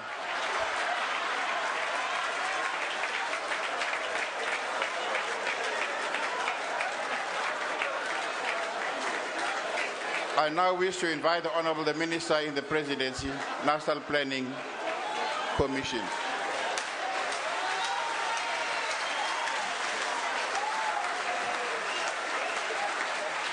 Honourable Speaker, His Excellency President Zuma, Honourable Deputy President, Cabinet colleagues, Honourable Members, ladies and gentlemen. As I listened to your address yesterday, Mr. Speaker, here at this podium, I was reminded of how far we've come since President Nelson Mandela delivered his first State of the Nation address. It's important that we take time to reflect on the journey that we've travelled, but at the same time, to ask whether we've made sufficient progress. We must reflect on where we find ourselves now as a country, but also locate that reflection within the shifts that have taken place globally over this period. Tony Judd offers this reflection in his short but powerful book called Ill Fares the Land. He writes, and I quote, "Something is profoundly wrong with the way we live today. For 30 years, we've made a virtue out of the pursuit of material self-interest. Indeed, this very pursuit now constitutes whatever remains of our sense of collective purpose. We know what things cost, but have no idea of what they're worth. We no longer ask of a judicial ruling or a legislative act. Is it good? Is it fair? Is it just? Is it right? Will it help bring about a better society or a better world? Those used to be the political questions, even if they invited no easy answers. We must learn once again to pose them, unquote. Honourable members, social transformation is not a gift from the gods, and neither is it always a product of cataclysmic events. It is a product of the deep realization that the conditions under which we live and under which we are required to raise families are unacceptable and unjust. It's a product of a deep probing of the kind that Jat encourages us to practice. But it's also a probing that requires of us, as members of this House and as leadership generally, to remind ourselves of where we come from and what has guided us through our life. And to the two speakers who'd spoken before me, I would use the words of the great Amilcar Cabral and say, claim no easy victories, mask no difficulties, and tell no lies. Because if the Honourable Mazibuko weren't that keen on Freedom House and she wanted to understand what was happening in education, I would take you today, madam, to Khayelitsha, to Mitchell's Plain, to Gugulethu, and show you what is happening under the administration of your Sky Blue. I will show you what is happening to the lives of the children of the poor, and then you would know that it's not order, Chair. Point of order, Speaker. Point of order. Yes, Honourable Member, what's the point of order? If you could please remind the Speaker that he needs to address the Chair and not address the member directly. Thank you. Correct. Proceed. Social transformation is also a product of the resolve by members of society who decide that they no longer will leave the future of their children to chance.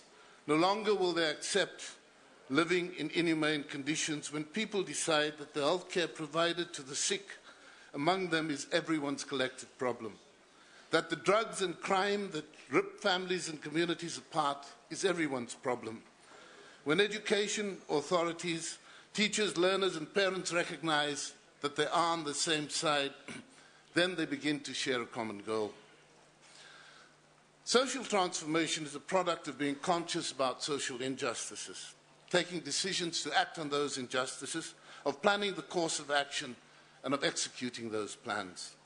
We've acted according to this spirit from the very founding of the African National Congress in 1912 to the gathering of the people from all walks of life in Kliptown in 1955, to the negotiations that gave birth to the democratic South Africa. All of these events in our life as a nation were characterized by a deep sense of recognition that the situation we found ourselves in was untenable, and we resolved to do something about it.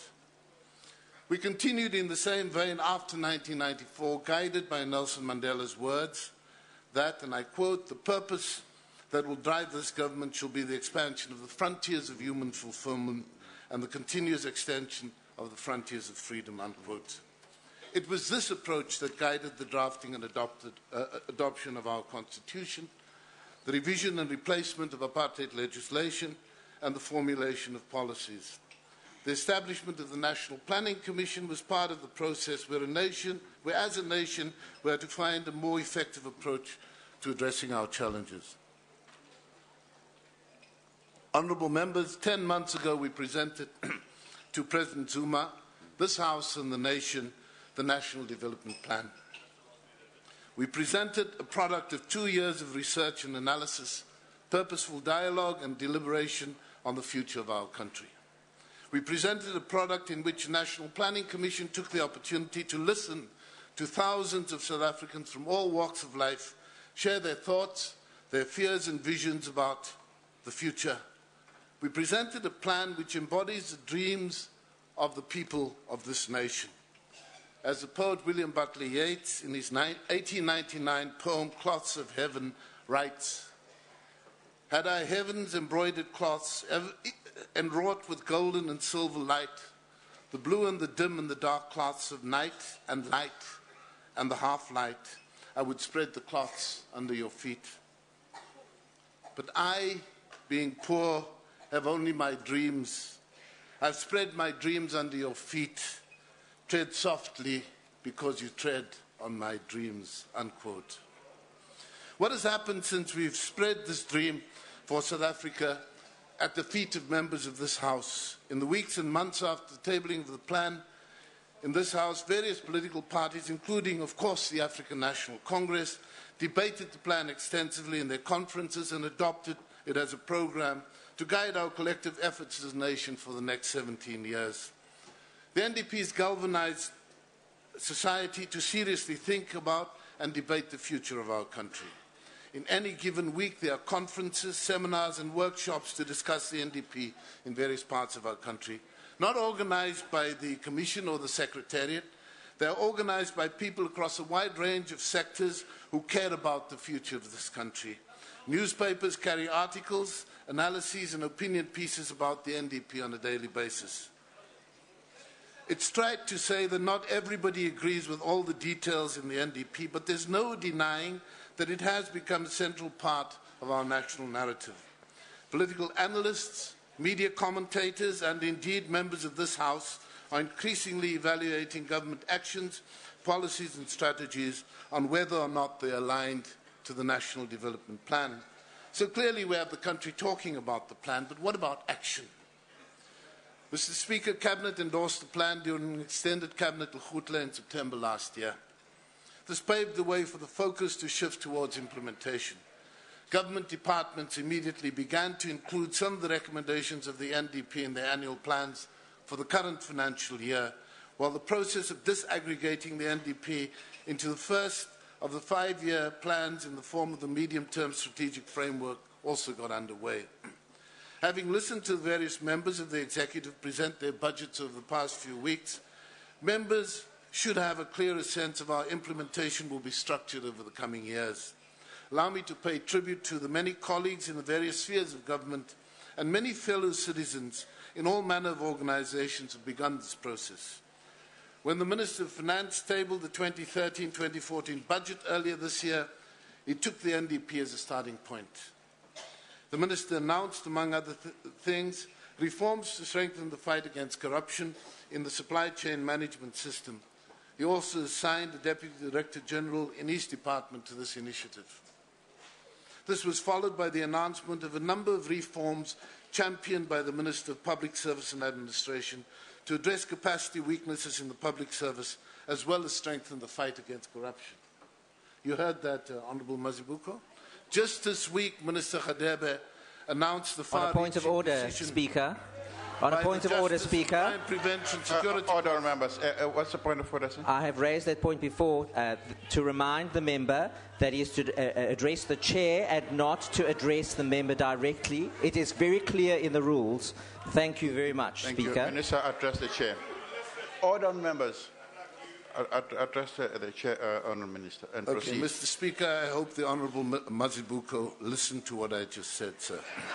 Just this week, Minister Radebe announced the far-reaching decision by the Justice and Crime Prevention and Security Cluster to release publicly a list of names of people who have been convicted of fraud and corruption, demonstrating a zero-tolerance approach to corruption that the NDP proposes.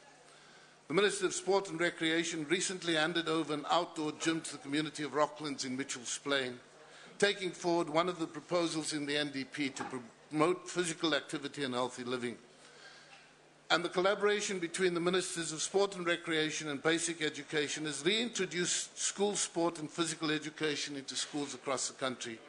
Towards the end of last year, the Ministry of Health also launched a pilot project on integrated school health as a critical element in our revitalized primary health care system. All of these are recommendations of the NDP. The City of Johannesburg recently announced a major infrastructure investment program.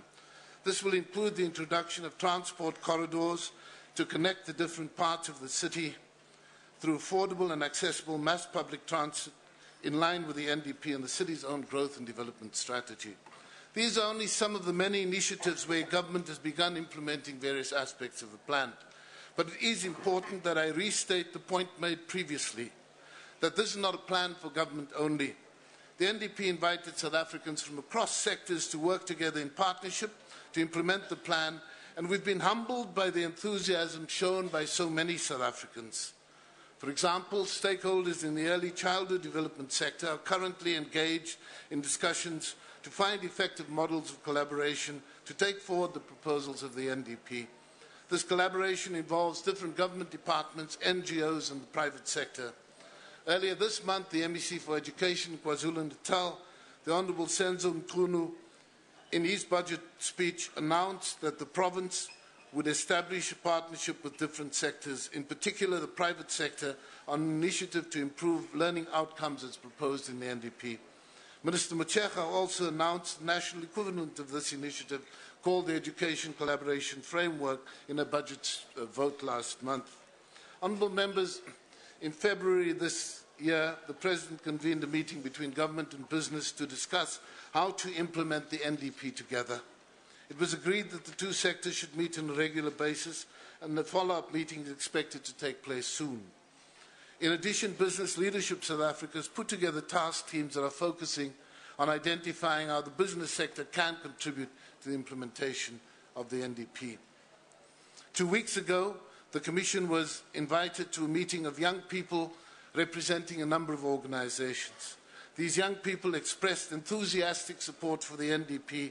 They see it as something that the youth should be actively involved in shaping and implementing.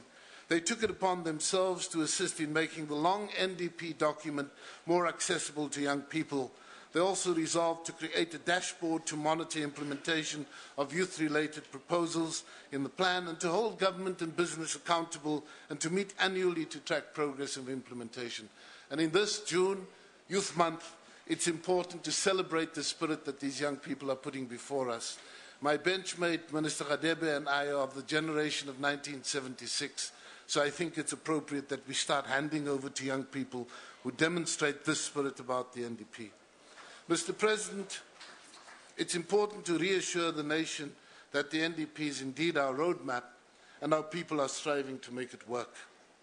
Rather than patting ourselves on the back, we should instead be asking whether the initiatives being implemented will actually deliver change to those who need it most. It's often easy for us to forget the realities of poverty when arguing the principles of exact positions. Many of those who are able to provide detailed analysis and criticisms of proposals do it from positions of relative comfort.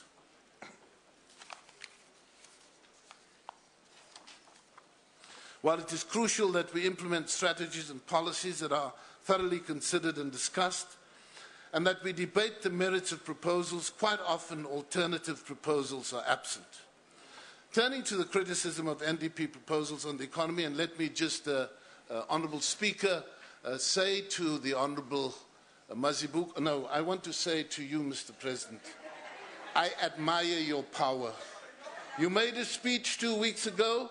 It impacted on the rand, it impacted on the Brazilian real, it impacted on the currency of every developing market.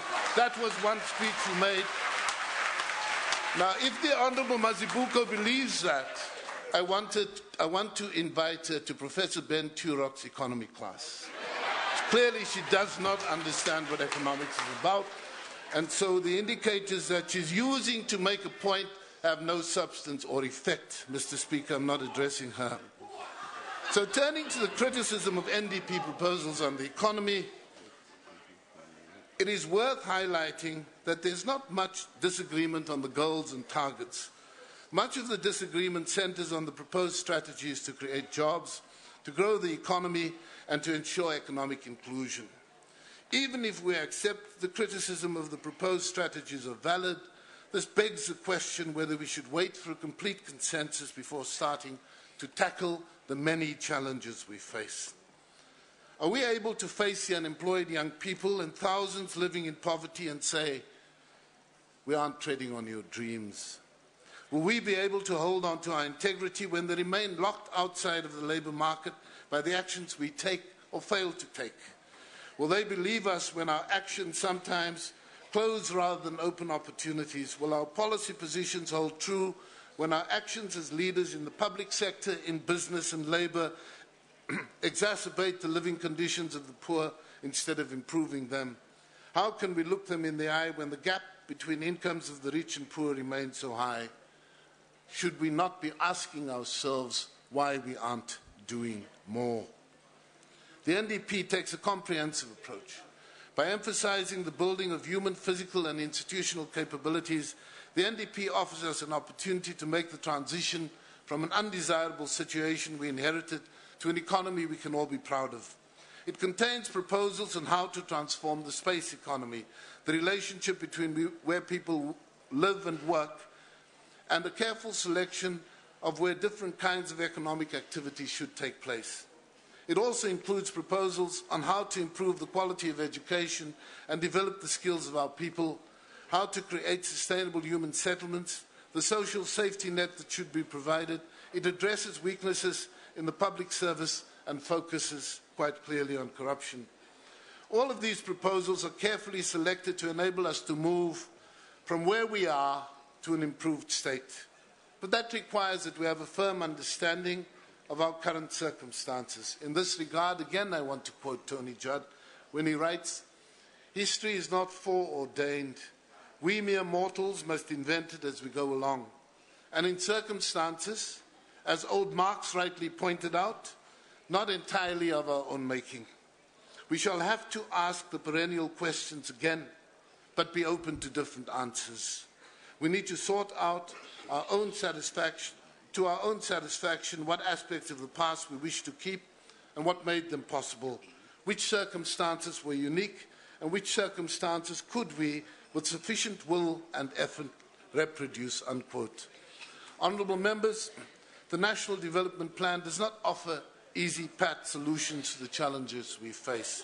It could never be easy to changing the path of history. Reaching this point in our democracy has not been easy either, nor has it been by accident or without thought. In the past 20 years, the ruling ANC has adopted and implemented many policies that are sound. Just so that we are clear, policies that in most cases were adopted by consensus by all political parties represented in Parliament and led by the ruling party. Policies designed to ensure that we change reality that we inherited. When the policies do not have the desired outcome, we should have the maturity to reflect and the flexibility of mind to change our approach or discuss changing the policy if required. This is precisely what the Planning Commission has done. We can only grow from learning, but there cannot be any learning if we do not implement. Similarly, if our present strategies contained in the plan do not work, we need to address them, but we cannot wait for the perfect plan. Such a thing does not exist.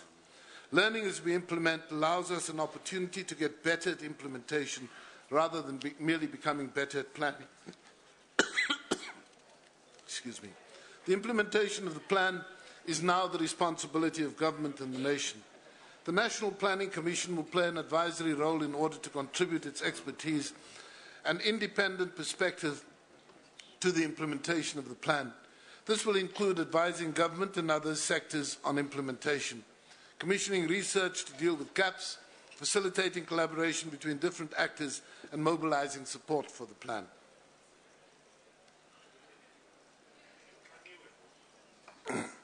The Planning Commission has started working with the Department of Performance Monitoring and Evaluation and the National Treasury to develop the medium-term strategic framework.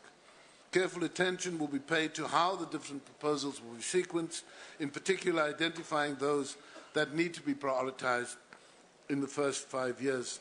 We understand that the only way to ensure that South Africans know the plan is to make it easily accessible. As the President said earlier, we've translated the executive summary into all 11 languages, which is now available on our website. More copies of the National Development Plan will be printed and distributed to all public and university libraries, FET colleges and Tusong centres. Work will start immediately on producing a pocket-sized version of the NDP to ensure greater accessibility. Good planning requires credible evidence. The NPC manages 2 main research programs. The first one is the National Income Dynamics Study, a panel study aimed at providing data that allow us to answer questions such as who's moving ahead in terms of income and who's staying behind and why. The second is a program to support pro-poor policy development. This program offers grants to researchers to undertake studies in government priority areas with the aim of extending the evidence available to policymakers. For the 2013-2014 financial year, the NPC is allocated a budget of 77.7 million. Of this, 49 million is allocated to the Ministry sub-program, 20 million to the Research and Policy Advisory sub-program, and 7.8 million to the Communication and Public Participation sub-program. In conclusion, Mr. Speaker, I want to reiterate, as a nation, we must define what we want to become. This is what the National Development Plan does. To be able to do that, we must know where we are. Knowing what we are includes the recognition that as a nation, we are not all that we would like to be. This is the responsibility of history, the recognition of what we are, what we want to be, and the journey in between. In dealing with this, it's very important that we, as colleagues, as honourable members of this House, understand always the burden of responsibility that rests with us. It is the burden so beautifully articulated in those words of Yeats when he says of the poor who have only dreams, tread softly because you tread on my dreams. Thank you very much. I thank the Honourable Minister, and I wish to invite the Honourable Buthelezi to the podium. Sheng.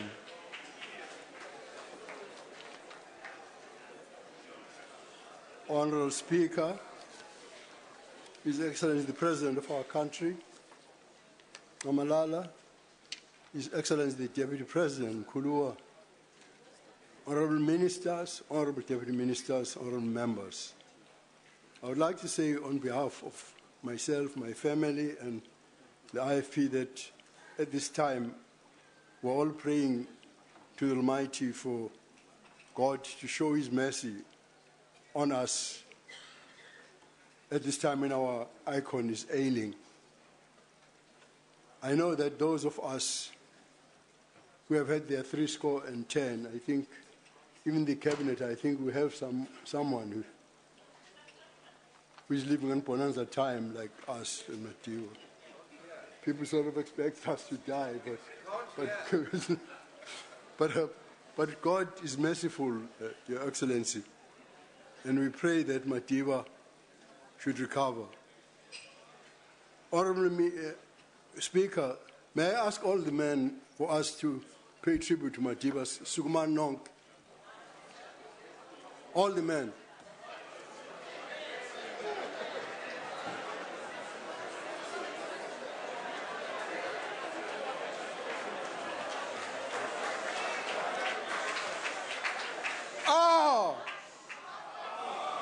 Dalipunga.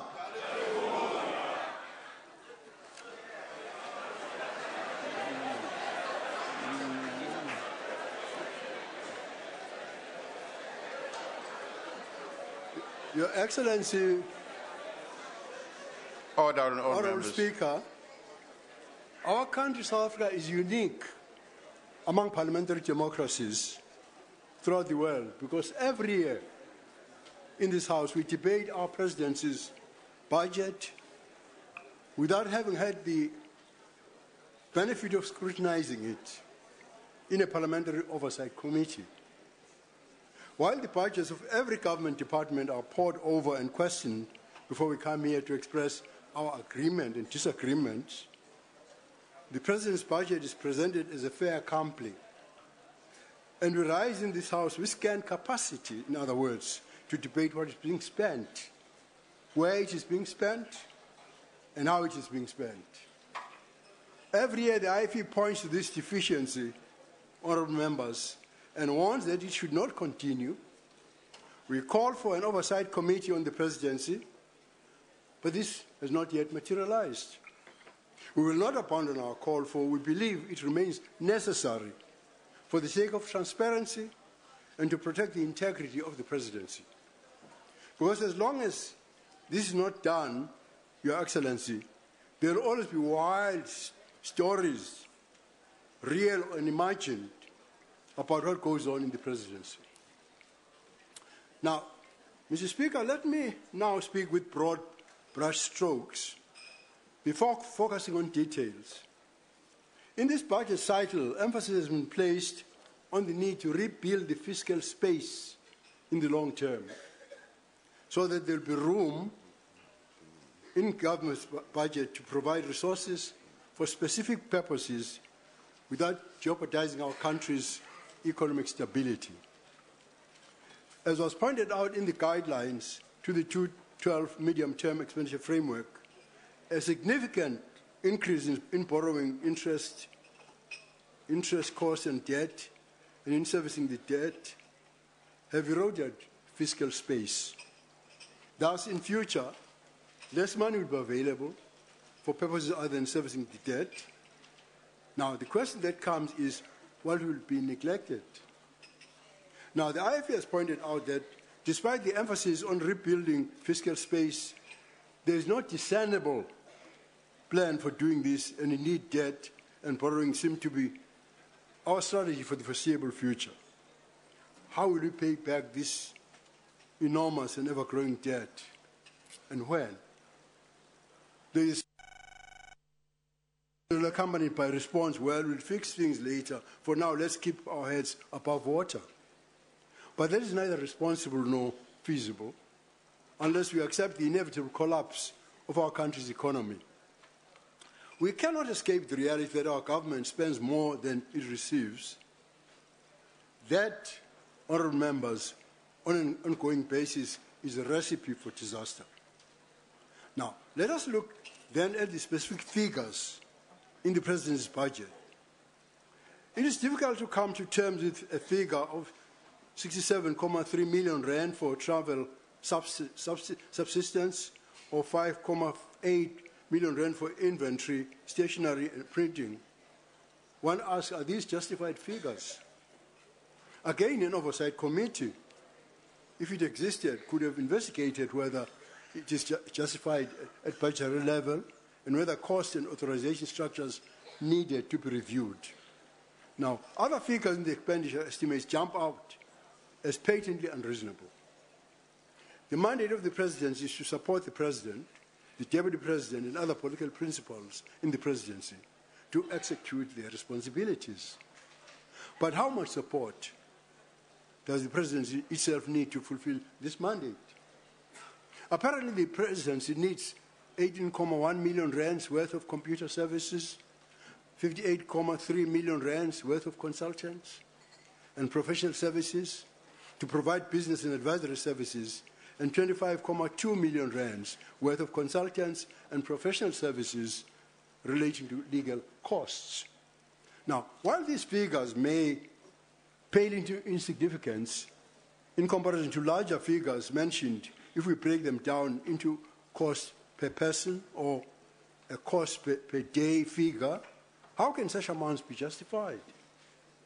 If we say that these amounts do not matter, where will we begin to adjust personal attitudes within the public service in the spending of money that ultimately is not ours?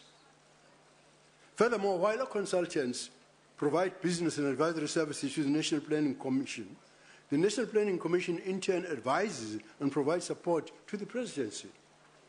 The National Development Plan is a key performance indicator, but whose performance? The performance of the presidency or the performance of the consultants? What we seem to have is consultants, and more consultants at every level. The presidency may quite reasonably, of course, need consultants that are, quote, specialized in skills not core to the work of the personnel in this program, unquote. But the presidency cannot allow these services to be obtained at a higher cost than is absolutely necessary. That would be an open door to corruption. Tragically, the cost of corruption within our government overshadows the cost of anything else. This cost far more so than the cost of a higher governmental interest bill will be felt by our children and our children's children. We know that since 1994, some 2.4 billion rand a year has been lost by government due to corruption alone. According to the Council for the Advancement of the South African Constitution... Honourable Shenge, I'm afraid your time has expired, sir. Thank you, sir.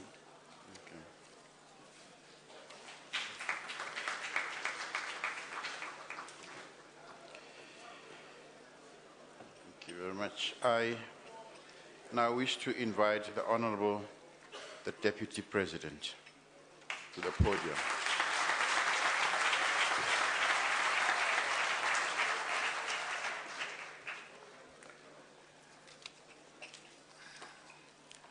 Honorable Speaker, His Excellency President Jacob Zuma, honorable members, special guests of the President, distinguished guests, ladies and gentlemen. Once again, I'm honored for the opportunity to address this august House on the occasion of the budget vote of the Presidency. Over the last few weeks, this House has been focusing on the all-important task of evaluating the work of the Executive. Underlying this pivotal exercise is a constitutional imperative to account to this House for the use of public resources. I imagine that all of us who sit in this House have a great appreciation for the import of this budget-making process in providing us with the opportunity to reflect on our work. Our task is to provide strategic oversight that is intended to identify, manage, and minimize risks in governance, delivery systems, in institutional arrangements, and in existing procedures. Another important aspect of our work involves the coordination of multiple stakeholders. Here we focus on intergovernmental relations and relations with other relevant stakeholders in terms of their mandates and accountability so as to achieve alignment.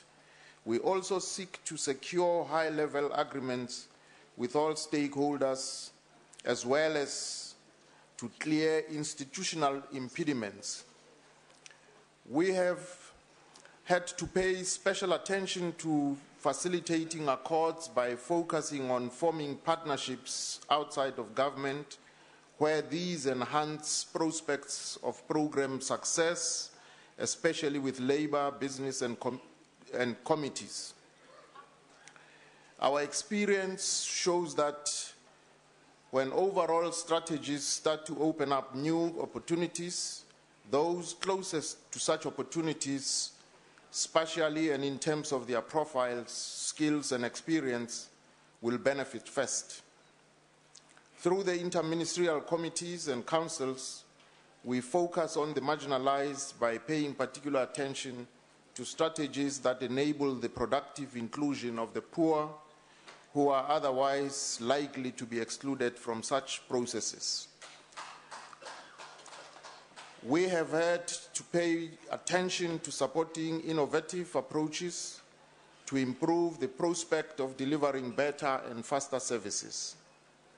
Honorable members, we now turn our attention to detail regarding some of the specific programs.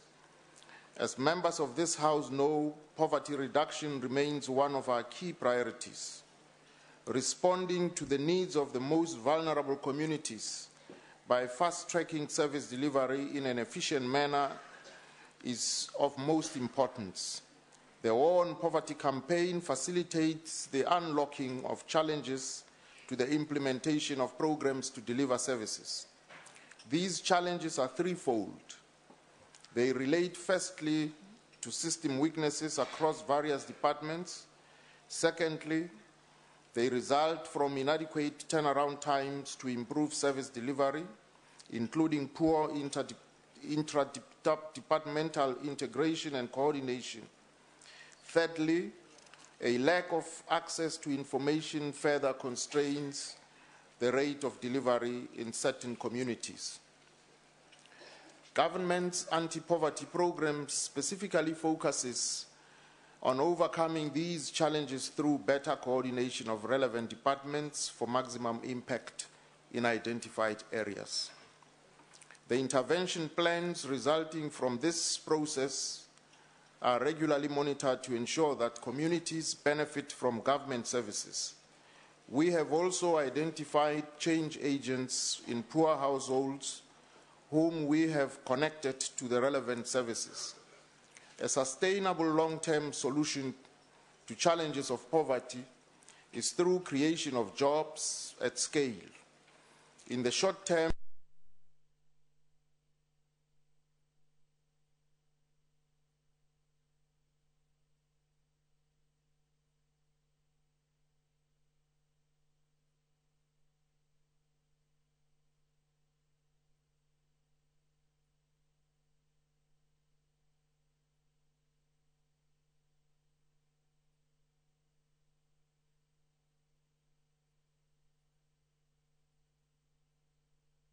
I'm happy to report that Madiba is responding better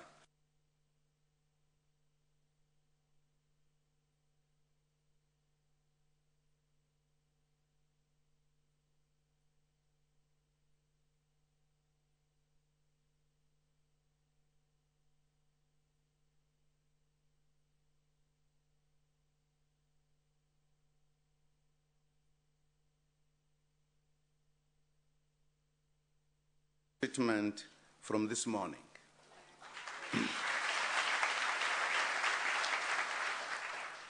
We are very happy with the progress that he is now making following a difficult few days.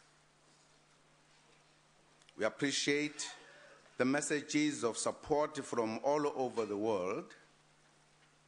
It is an honor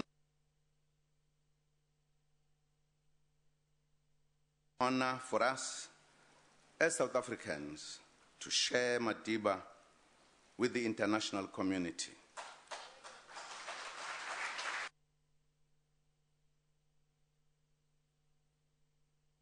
I'm happy to report that Madiba is responding better to treatment from this morning.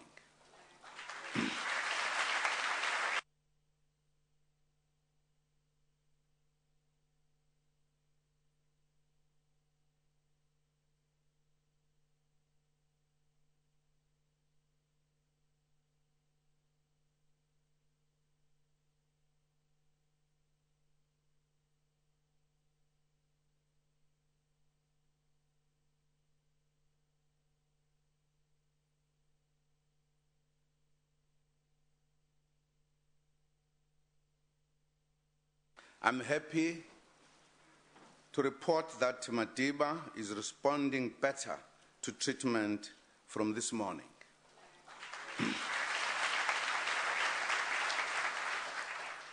We are very happy with the progress that he is now making following a difficult few days.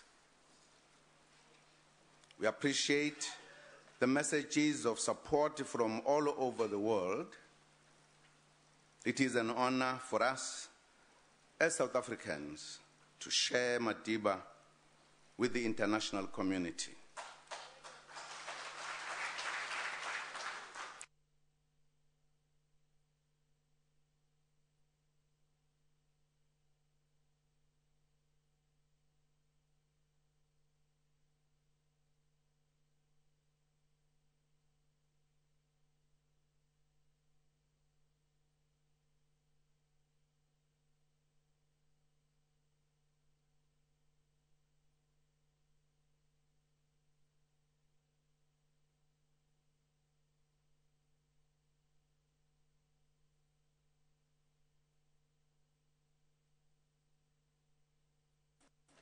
The President